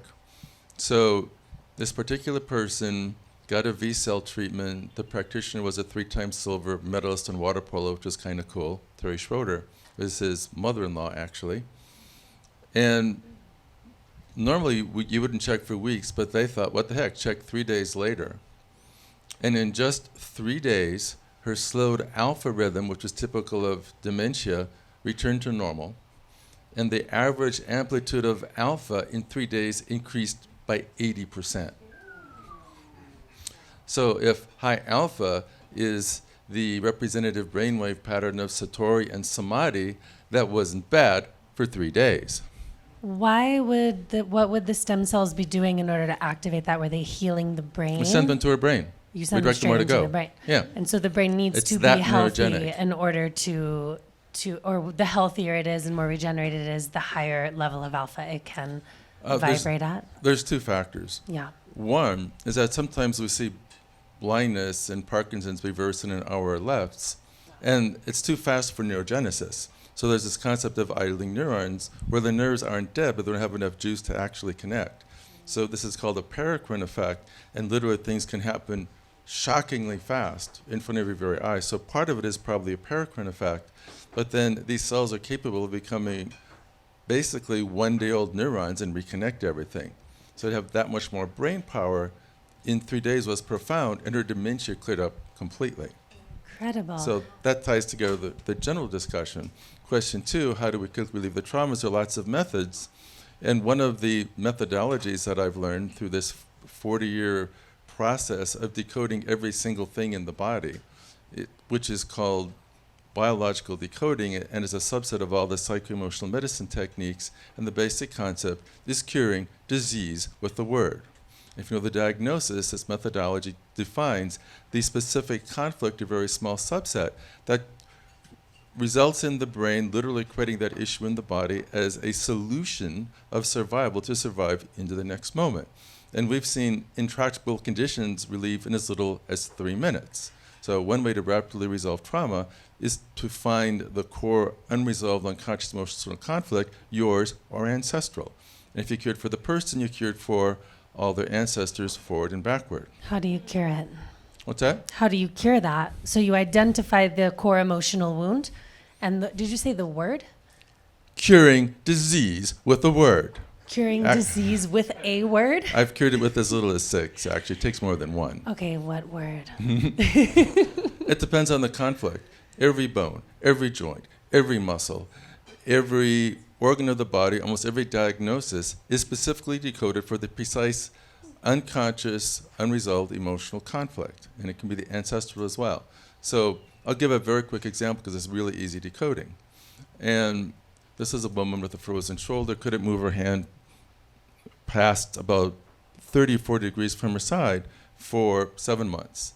The doctor said, might get better in 2 years. They had nothing for it. Might even require surgery. It was so severe, replacing the shoulder. And I asked 3 questions, and it was gone in 2 minutes. So I'll give you an example. Everything in the body means something metaphorically. Our arms represent our work in the world. The legs represent our movement in the world.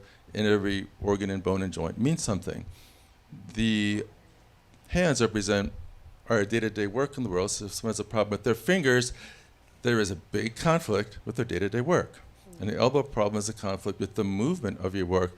But the shoulder is the conflict of a new type of work, a new direction completely. And if someone is going to be starting something new, and it's going to take so much time, might even be travel, that takes them away from their nest and their loved ones, there is a conflict that they can't take care of their loved ones in the same way. So our brain metaphorically literally freezes the shoulder to keep the loved ones under your wing.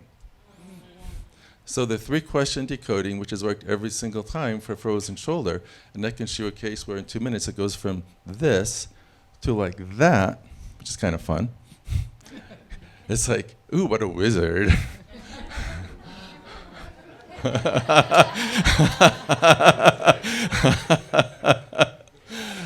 And so the first question is, in the weeks and months before this problem started, we were starting something new, a big project, something that would take a lot of time. And sometimes I can't even remember, but then they do it. Oh yeah, I was doing whatever it was. It could even be a creative project, a new job, a new business, a new nonprofit, anything. And so they find it, and then they say how much it would require. So question 1, were you starting something new? The second question is, when you realized it was going to take so much time, were you concerned that you couldn't take care of your loved ones in the same way? And then they go, yeah, and there's this concern and that concern.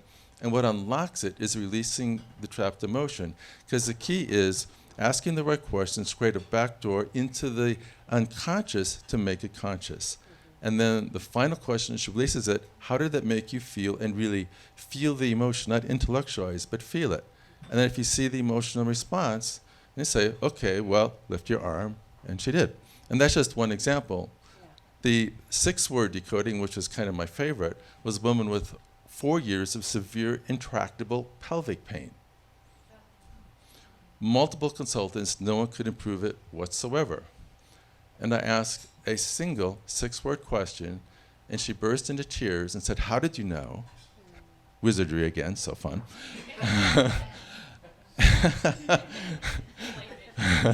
And in 1 day, it was 90% better, and in 2 weeks, it was gone. Wow.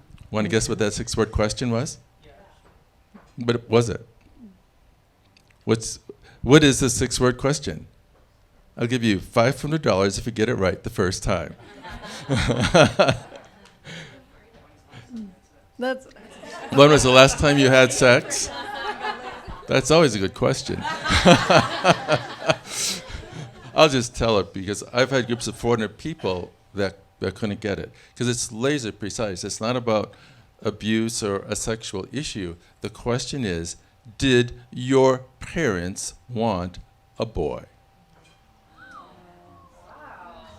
Wow, and that was lodged in the pelvic region. And right. What made you ask that question because it was in the pelvis? Because that's the decoding for pelvic pain.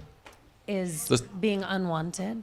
There is a course taught by Enrique Baran, who's the leading pioneer in this area, the third in the lineage, starting with Dr. Hammer. Started with Dr. Hammer in Germany, the German new medicine, curing cancer with words. And then went to Claude Sabat in France, who then cured a lot of other conditions. He broadened it beyond oncology. And then Enrique Baran and Isabel Benarus were students of Claude Sabat, and they're the leading pioneers. Enrique teaches the psycho-emotional anatomy. So over the course of 5 2 to 3 day modules, you learn the specific conflict of every bone, joint, muscle, nerve, internal organ, parts of internal organs. And literally, if you know the diagnosis, you don't have to hunt for it. You know the conflict, you just have to ask the right questions. So that is incredible. So the more people that get decoded and release that fear, the more they cure it for themselves and their ancestors. Question? What's with the neck? The neck? Want to guess? Being a pain in the neck? That's more the ass.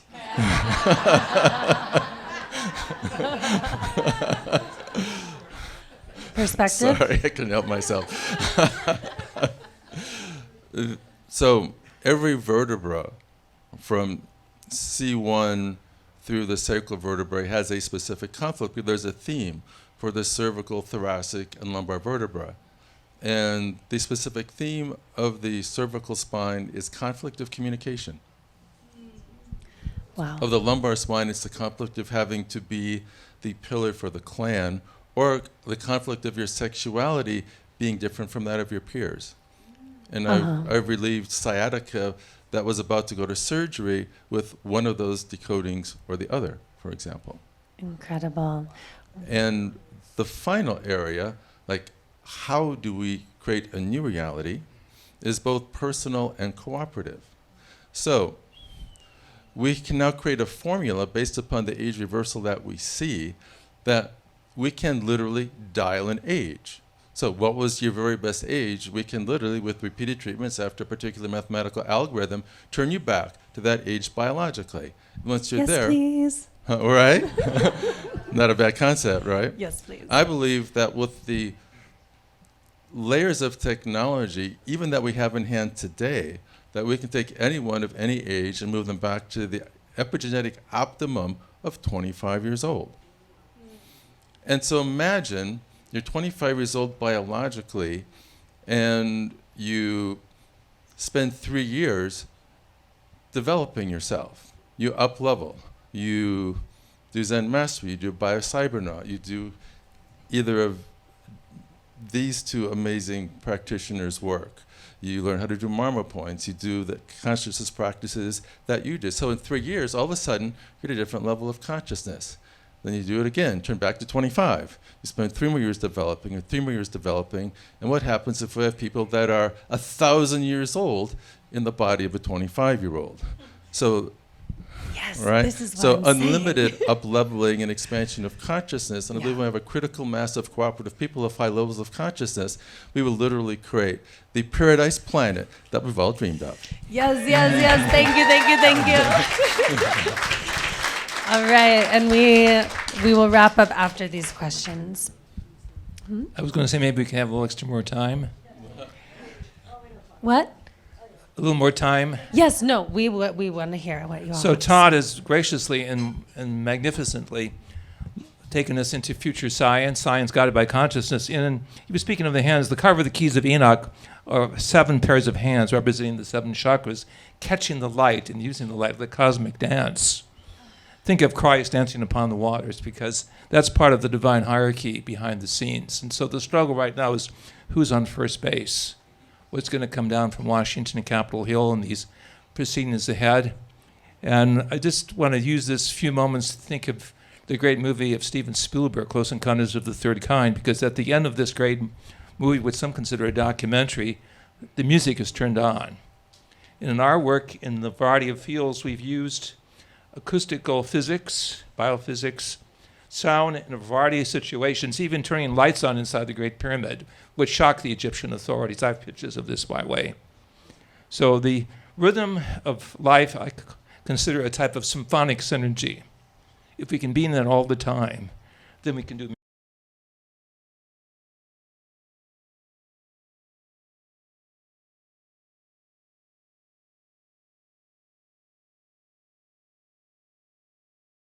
service or whatever is all part of that. Is because we really are part of a higher vibratory frequency, and we really are just manifesting here for a while. We call this planet the planet of soul evolution, or schoolhouse for the soul. So all of us actually connecting together create miracles for each other, like Ashley did for the child. It was her, we'll say, blessing to the child to be there at that time, at that space. So we all do that for one another. The Hawaiians, as some of you know, talk about that you never even stumble on the street without, or to help someone there while they're stumbling. It's all part of a greater cosmic whole. That is the quantum consciousness that we all share. We see ourselves as separation.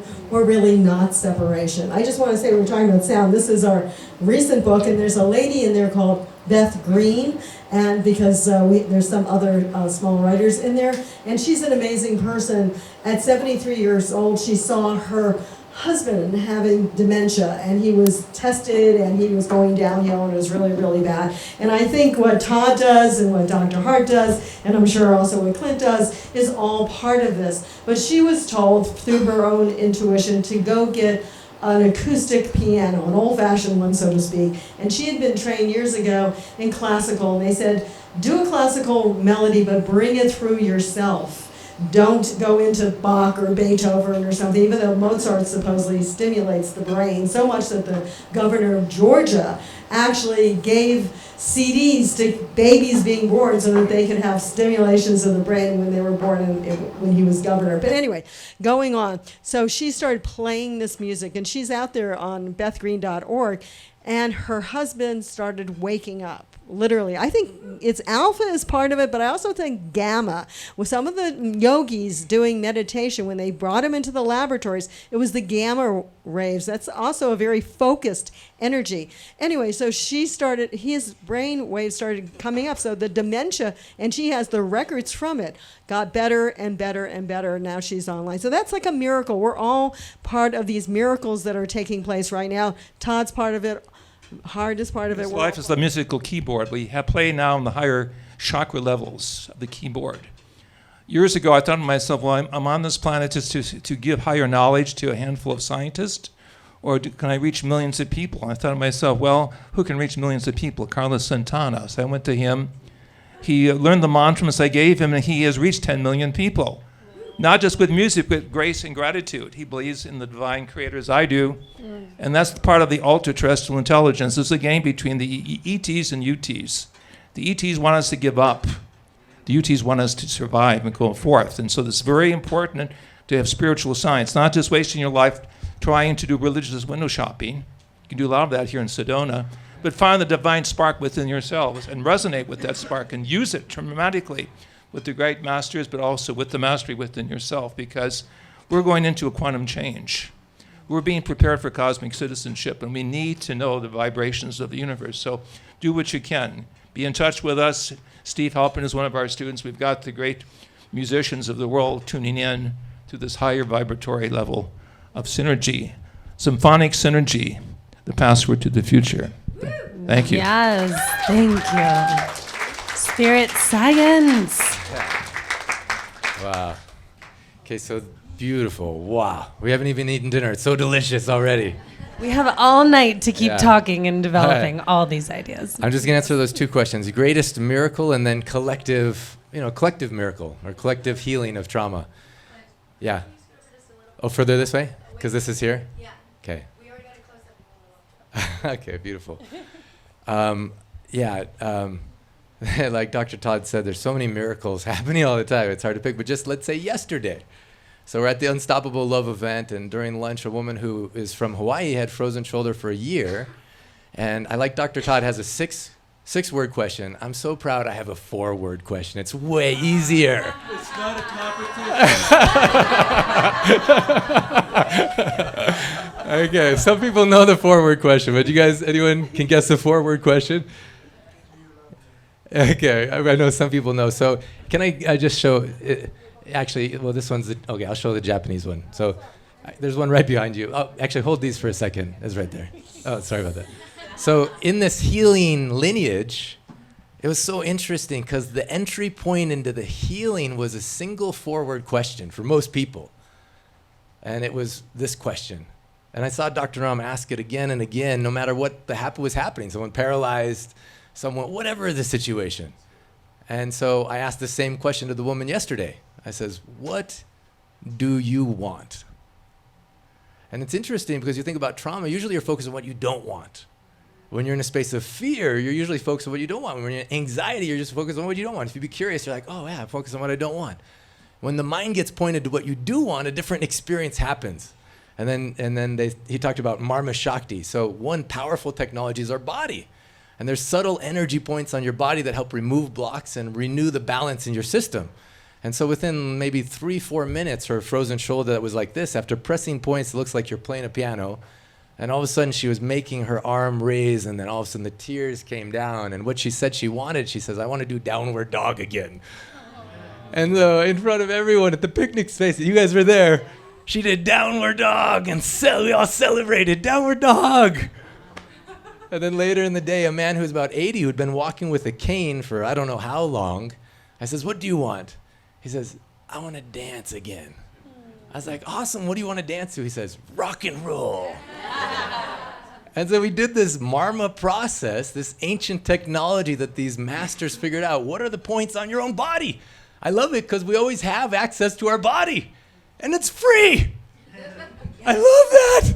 Yes. So we just did this process again. We measured certain points, saw the imbalance, pressed the points. Everything was balanced. He stood up, and then it's like a moment of, okay, what's going to happen now? And then he walked across the stage without his cane, hugged his wife. We're all celebrating. And they were like, what song? And what was the song? Something Tall Sally? Long Tall Sally? You guys know that song? So we were jamming, and his shirt was still off because we were measuring the points, and he's like, just jam into this song. And I'm like, yes! So there's a Marma point to help release trauma. Is it okay if all together we do this right now? Yes. All right, so this Marma point is on your left hand. Left hand, and there, I think I need someone to hold this for me. Can you hold this microphone just so I can demonstrate? If you stand right here. So on your left hand, so Marma points on the right are about future, left hand is about the past. And so you find the fleshy part between the thumb and the pointer finger like this, and you go down and you try and figure out where it's a little tender. Anyone found it yet? And it may be deeper into your hand or it may be closer up. You find that really tender spot. It may trigger something. You may not even know what it is, but you may know what it is. And then you close your eyes, and over your left eye you see a red frame. And in the red frame you put something that you need to let go of and forgive. Maybe it's forgiving yourself. Maybe it's something that happened when you're young. Dr. Ram said 90% of physical illness comes from unresolved emotional trauma when we're kids. So it could be deep like that. You may not even know what it is, but you can just close your eyes. If you see what it is, maybe it's someone you need to forgive, maybe it's yourself, maybe it's just a feeling. And then you press that point that's tender 6 times. 1, 2, 3, 4, 5, 6. And you say, I forgive and I forget. I forgive and I forget. I forgive and I forget. Oh. It's so crazy. It's so simple, but it's so powerful. I love when the secrets aren't so, you don't have to go to see some master in the mountain. Your hand was always here. First time I learned this one was so powerful, at the time I was married, my wife came out of the room. She's like, Clint, the Marma works. I was like, what? She's like, I was so angry at you, and then I pressed the Marma, and now it's gone. I was like, I'm going to remember that Marma. That's a really good one. So on our body are all these, this is a cool technology. What food we feed here, but also the food you feed here.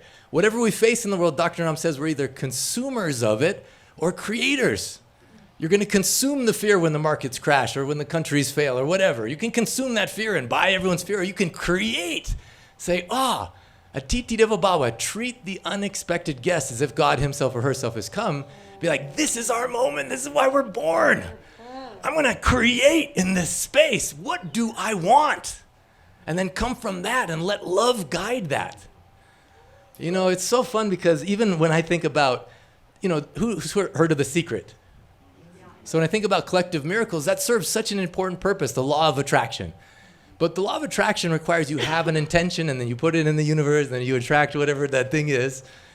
What if you could see miracles happen that are beyond even anything that you could imagine? Who wants that experience? So for me, when I think about collective, I think about that dog, Milo, that showed up when I was in my depression. At the time, I was thinking, I'm not going to publish the book. And then all of a sudden, I started to realize, it started to bring back all these memories of things I had forgotten. And I saw that Dr. Ram, his whole time with me was so that he could only see 300, 400, 500 people a day, which is a lot. But I calculated he's not going to reach the whole world in his lifetime, even if he lives to 200. Maybe when he lives to 2,000 or I don't know. But then I was like, okay, how can more people benefit without meeting him in person? I realized it was because we had written this book that was about to be published. I was like, oh my goodness, he handed this off. I was like, for the honor of him, I'm just going to publish it because this dog showed up and melted my heart. And then in the Global Healing Miracle Experiment, before the book was published, people says, I want to translate that because I wanted it to be in my language. We had it being translated by hundreds of people in 30 languages before it was published. I didn't have that intention. I wasn't smart enough. I didn't know what's possible. Like, that was a miracle beyond what I thought. It wasn't law of attraction. It was the law of Hardt saying, I want to make a difference. Dr. Ram says the 2 greatest obstacles we have to seeing ourselves and others clearly is fear and ego. It wasn't because I wanted to be seen. It's because I wanted to be of service. And I feel that way about everyone here. It's so beautiful. It makes me want to be like, yes, we're here. And to be of service then, I mean, maybe Harry Potter before it was published, but that's a huge thing, you know? This is by volunteers. And then when I see The Impulse of Love, can I just, you hand those 3 books? Can you hold this for a second? It's so cool. It's like, I'm about to go to Japan to launch it in Japanese. About to go to Turkey to launch it in Turkish. And this is so crazy. This is Farsi. So I just share one story because it just ties into collective healing. And what if the miracles can happen beyond what you even imagine? That sounds cool. So I couldn't have imagined this. But when the book came out, people were giving it away like crazy because they just wanted people to heal and they wanted them to have hope and believe it was possible. So there's a woman in LA, gave the book to a doctor at a hospital. That doctor never read it. Put it in the intern's office. And in their intern's office, another woman picked it off the shelf and just started crying. And then she tucked it in her bag and she says she didn't steal it, she just borrowed it. But brought it home, read the whole thing that night, contacted me, said, this needs to be in Farsi. I said, good news, it's already in Farsi. But the problem is we can't get it into Iran. Our Amazon doesn't deliver. No matter how hard we've tried, we can't get it in. And she's like, well, I have a TV show broadcast in Iran about healing. First of all, I want to dedicate my TV show to this Ancient Secrets. Second of all, I know the #1 publisher in Iran. So she's like, let me give it to them. And it's so beautiful. The first story is about a little Muslim girl whose life is saved because her mother followed the impulse of Allah that led her to this healing. So the Iranian government was like, approved. You know, awesome. You know? So right before the new evolution of Iran, it was approved by the government, distributed throughout. Now, we have these global healing miracle calls on Sunday where people all over the world join and they say, here's the miracle that's happened when I follow this principle. They're so excited. The woman who contacted the publisher came on the call and told the story. In the call was the woman who gave the book to the other doctor. And she's like, I think you took the book I gave to this guy. You know, and it looked like, I don't know what's going to happen, but she's like, I'm also from Iran. They were both from Iran. And the impulse of love, she gave a book to someone who didn't even read it, but it got in the hands of someone that made it so the healing secrets go to the whole country. You know, how cool is that? So following that impulse of love, the same thing with the Turkish book. You couldn't get book into Turkey. I even tried to give it to the translator. We sent it 3 different ways. It wasn't happening. Then Aditi Devabawa, all the earthquakes happened right during the last miracle experiment game we played. And so the principles in here are free and accessible. It's remedies in your kitchen and points on your body you press. And so it was easy to distribute to everyone who needed it. Then one of the #1 publishers in Turkey says, okay, now we're going to publish this in Turkey. So as of last week, it's published. I go there in September, and it's distributed through all of Turkey. I couldn't have imagined that. So I have 2 gifts I want to give. One is, in September, we're playing the next miracle experiment game. Everyone else is going to, you go to the website, it says $297. If you want to play, you just put in the code LOVE, and it'll make it free. But the price you have to pay, in the words of my dear friend Joseph, is you have to pay attention. You have to give your 100%. But imagine if we play a 30-day game, the people in this room, about instead of focusing on what we don't want, focus on what we want. We pay attention. Atiti Devabawa, what's the unexpected guest? And, oh, how is this God arriving? And then you infuse your life with more gratitude, and then you just see what kind of crazy mystical miracles that are beyond even your own imagining that collectively can lead to a global healing miracle experiment. Now, at the same time that we're playing, we have so many other people around the world playing. Can you just get out that banner, put them and hold it up? No, the other one. One miracle in my life is that this woman loves me. That's like a great miracle. But so I just was in Nepal with some orphan kids. There's 9 orphanages we support. As I'm leaving, they said, we painted this for you. I love you and I'm with you. Oh. Yeah. Oh, you want to hold this up a little bit more? What more powerful words? I love you. And I'm with you. It's like, what else do I need to hear? Maybe show it to them real quick. So this is, in Nepal, there's a little area of the world. This is the second gift I have to give you. There's only a 4-mile radius. There's a legend of Padmasambhava, this great master, meditated for 40 years. He didn't know that Dr. Hardt was existing. He did the long way. He got to a certain state, And then he's like, okay, I want to give a gift to humanity. He casts certain seeds, says this is for the gift of humanity. Trees grew, and every seed on the tree has a third eye. And it's said that it helps awaken your awareness of, intuition and all kinds of things like that. So Poonam, if you come to Poonam sometime through the night, in this bag, I brought one for each of you. You can make it into a necklace. It also opens up the divine Shakti power, even in men. It's a good thing. What is the tree called? It's called the Bodhicitta tree. Oh, the Bodhicitta. Bodhicitta tree. So, with love, I'm ready for this life. We're here for a reason. We're in this room for a reason. Let's dance with the unknown. Let's face the fear and ego and instead step into the future, letting our hearts guide with love. The last miracle that I just want to say that's more important than any of the healing miracles is, my friend Joey says we all have mouths that speak beautiful things, but we also have butts that stink. And just on Labor Day, I met with my mom and I said, Mom, I know you love me, but there's things I haven't told you because I'm afraid you'll be disappointed, actually. And I avoid showing those parts of me because I want you to love me, and I am so scared. I don't know how to tell you. Do you want to know or not want to know? You just want to love me anyway? She's like, no, don't choose for me. Tell me. And so we're at the graves of my ancestors, and I'm revealing these things that I'm so scared to tell anyone, but especially my mom, about, I'm a miracle man, but man, I have horrible, like a bright light and a big shadow. And so it took so much courage to speak those things. And in that space, my mom says, I don't know what to say. I'm not judging you, but I just don't know what to say. And then that night, when she hugged me before she drove me the next morning to the airport where I came here to Sedona, she hugged me and she says, Clint, I just want you to know that I will love you always. And that was maybe the first time in my life I felt it because I let her see it, all of me. And so I think the greatest miracle is that, the courage to be fully us.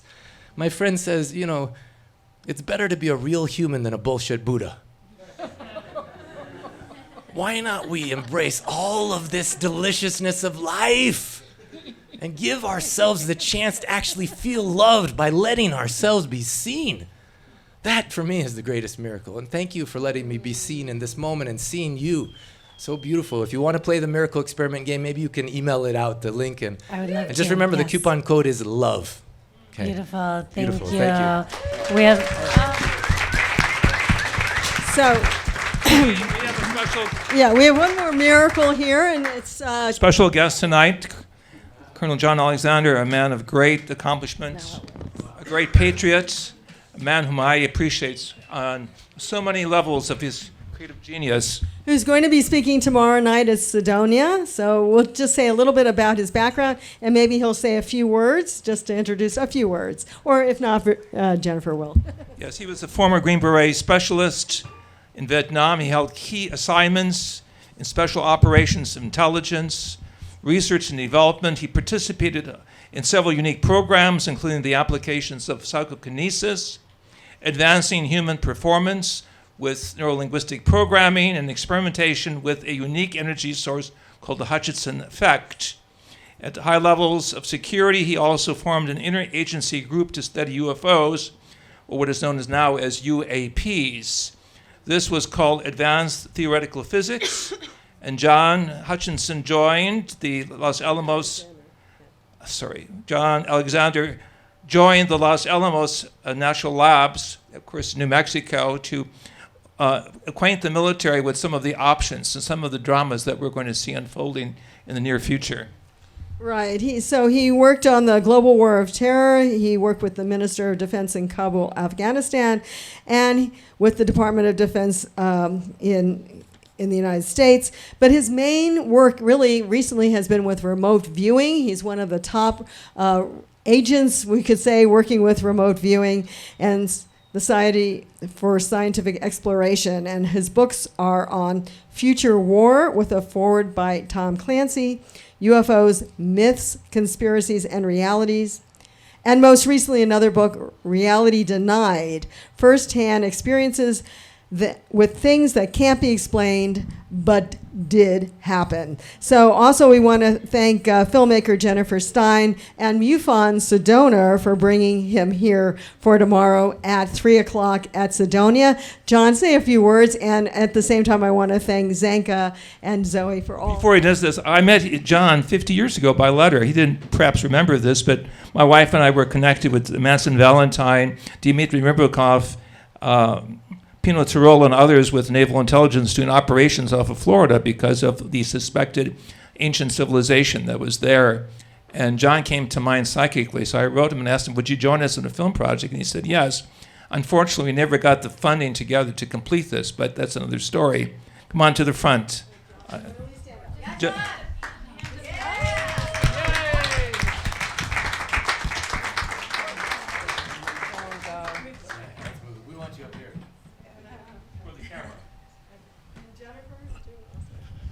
Okay, well, Jen Stein can give you the location that we're going to meet at.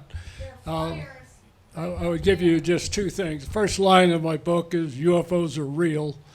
And at the end it says, whatever this is, it is more complex than we can possibly imagine. And as you know, it's been emerging over the last week, and the pieces don't all fit together, but that's what we're going to be talking about. So. Beautiful, thank you. I'm just pointing out there are flyers up there if you want to learn more about tomorrow's program, and there you can pick it up and you can join us if you want. Thank you so much. Thank you for sharing. Oh my God, let's give it up for this incredible panel of hope and love and healing. Woo! We have future science. We have the highest technology here in our bodies. We have souls, which I'm convinced is the most advanced spiritual technology in the universe. And I wish that this thing was working the whole time. And I just want to remind everyone that this is a salon based on the salons that were the birthplace of the French Enlightenment, which gave way to the American movement for freedom, of which we are hopefully going to heal and reclaim a little bit of its purity and update it a little bit. And so the idea of these spaces is that visionaries, creatives, brilliant minds in the community come together to develop important ideas and concepts. So please don't be intimidated by experts and letters and numbers. We are all members of the human species. Every single vision in this room co-creates the reality that we live in, and that's what the rest of this night is dedicated to. All of us sharing and creating, interacting, loving, supporting, networking. So please enjoy. We have an incredible meal prepared by Chef Nonprofit, who is not in the room, and it is sushi themed. Everything is soy free, gluten free. There is vegan option. There is a salmon option. They have lovely plated it for you back there, so please let them know what you would like. There are little cards that tell you any kind of food allergies, any kind of things going on. We also ask whoever feels up to it to move the chairs out to the tables, because we're reusing them out there. There will be wine for sale or donation in the back corner. There are more hors d'oeuvres, and what am I forgetting? Yeah, well, I was just going to say that everything's organic. Zoey worked very hard to make sure this is a really high vibe, high love. We even prayed over the food like they do at the Sedona. It's also garlic and onion free for Dr. Per Hardt. Dr. Hardt, Yes. because they apparently block your alpha brain waves. So, so everybody knows where the Sedona is tomorrow at 3 o'clock for $15. And I just want to remind everybody, meet someone tonight that you don't know, okay? These dinner tables and the rest of the evening is dedicated to you guys, to talk about the miracles you've experienced and the life-changing book that changed my life. What do you want? That's the $1 million question. Because in this space, this is the miracle mantle, you guys. Everyone in here is so high consciousness that our dreams really can come true.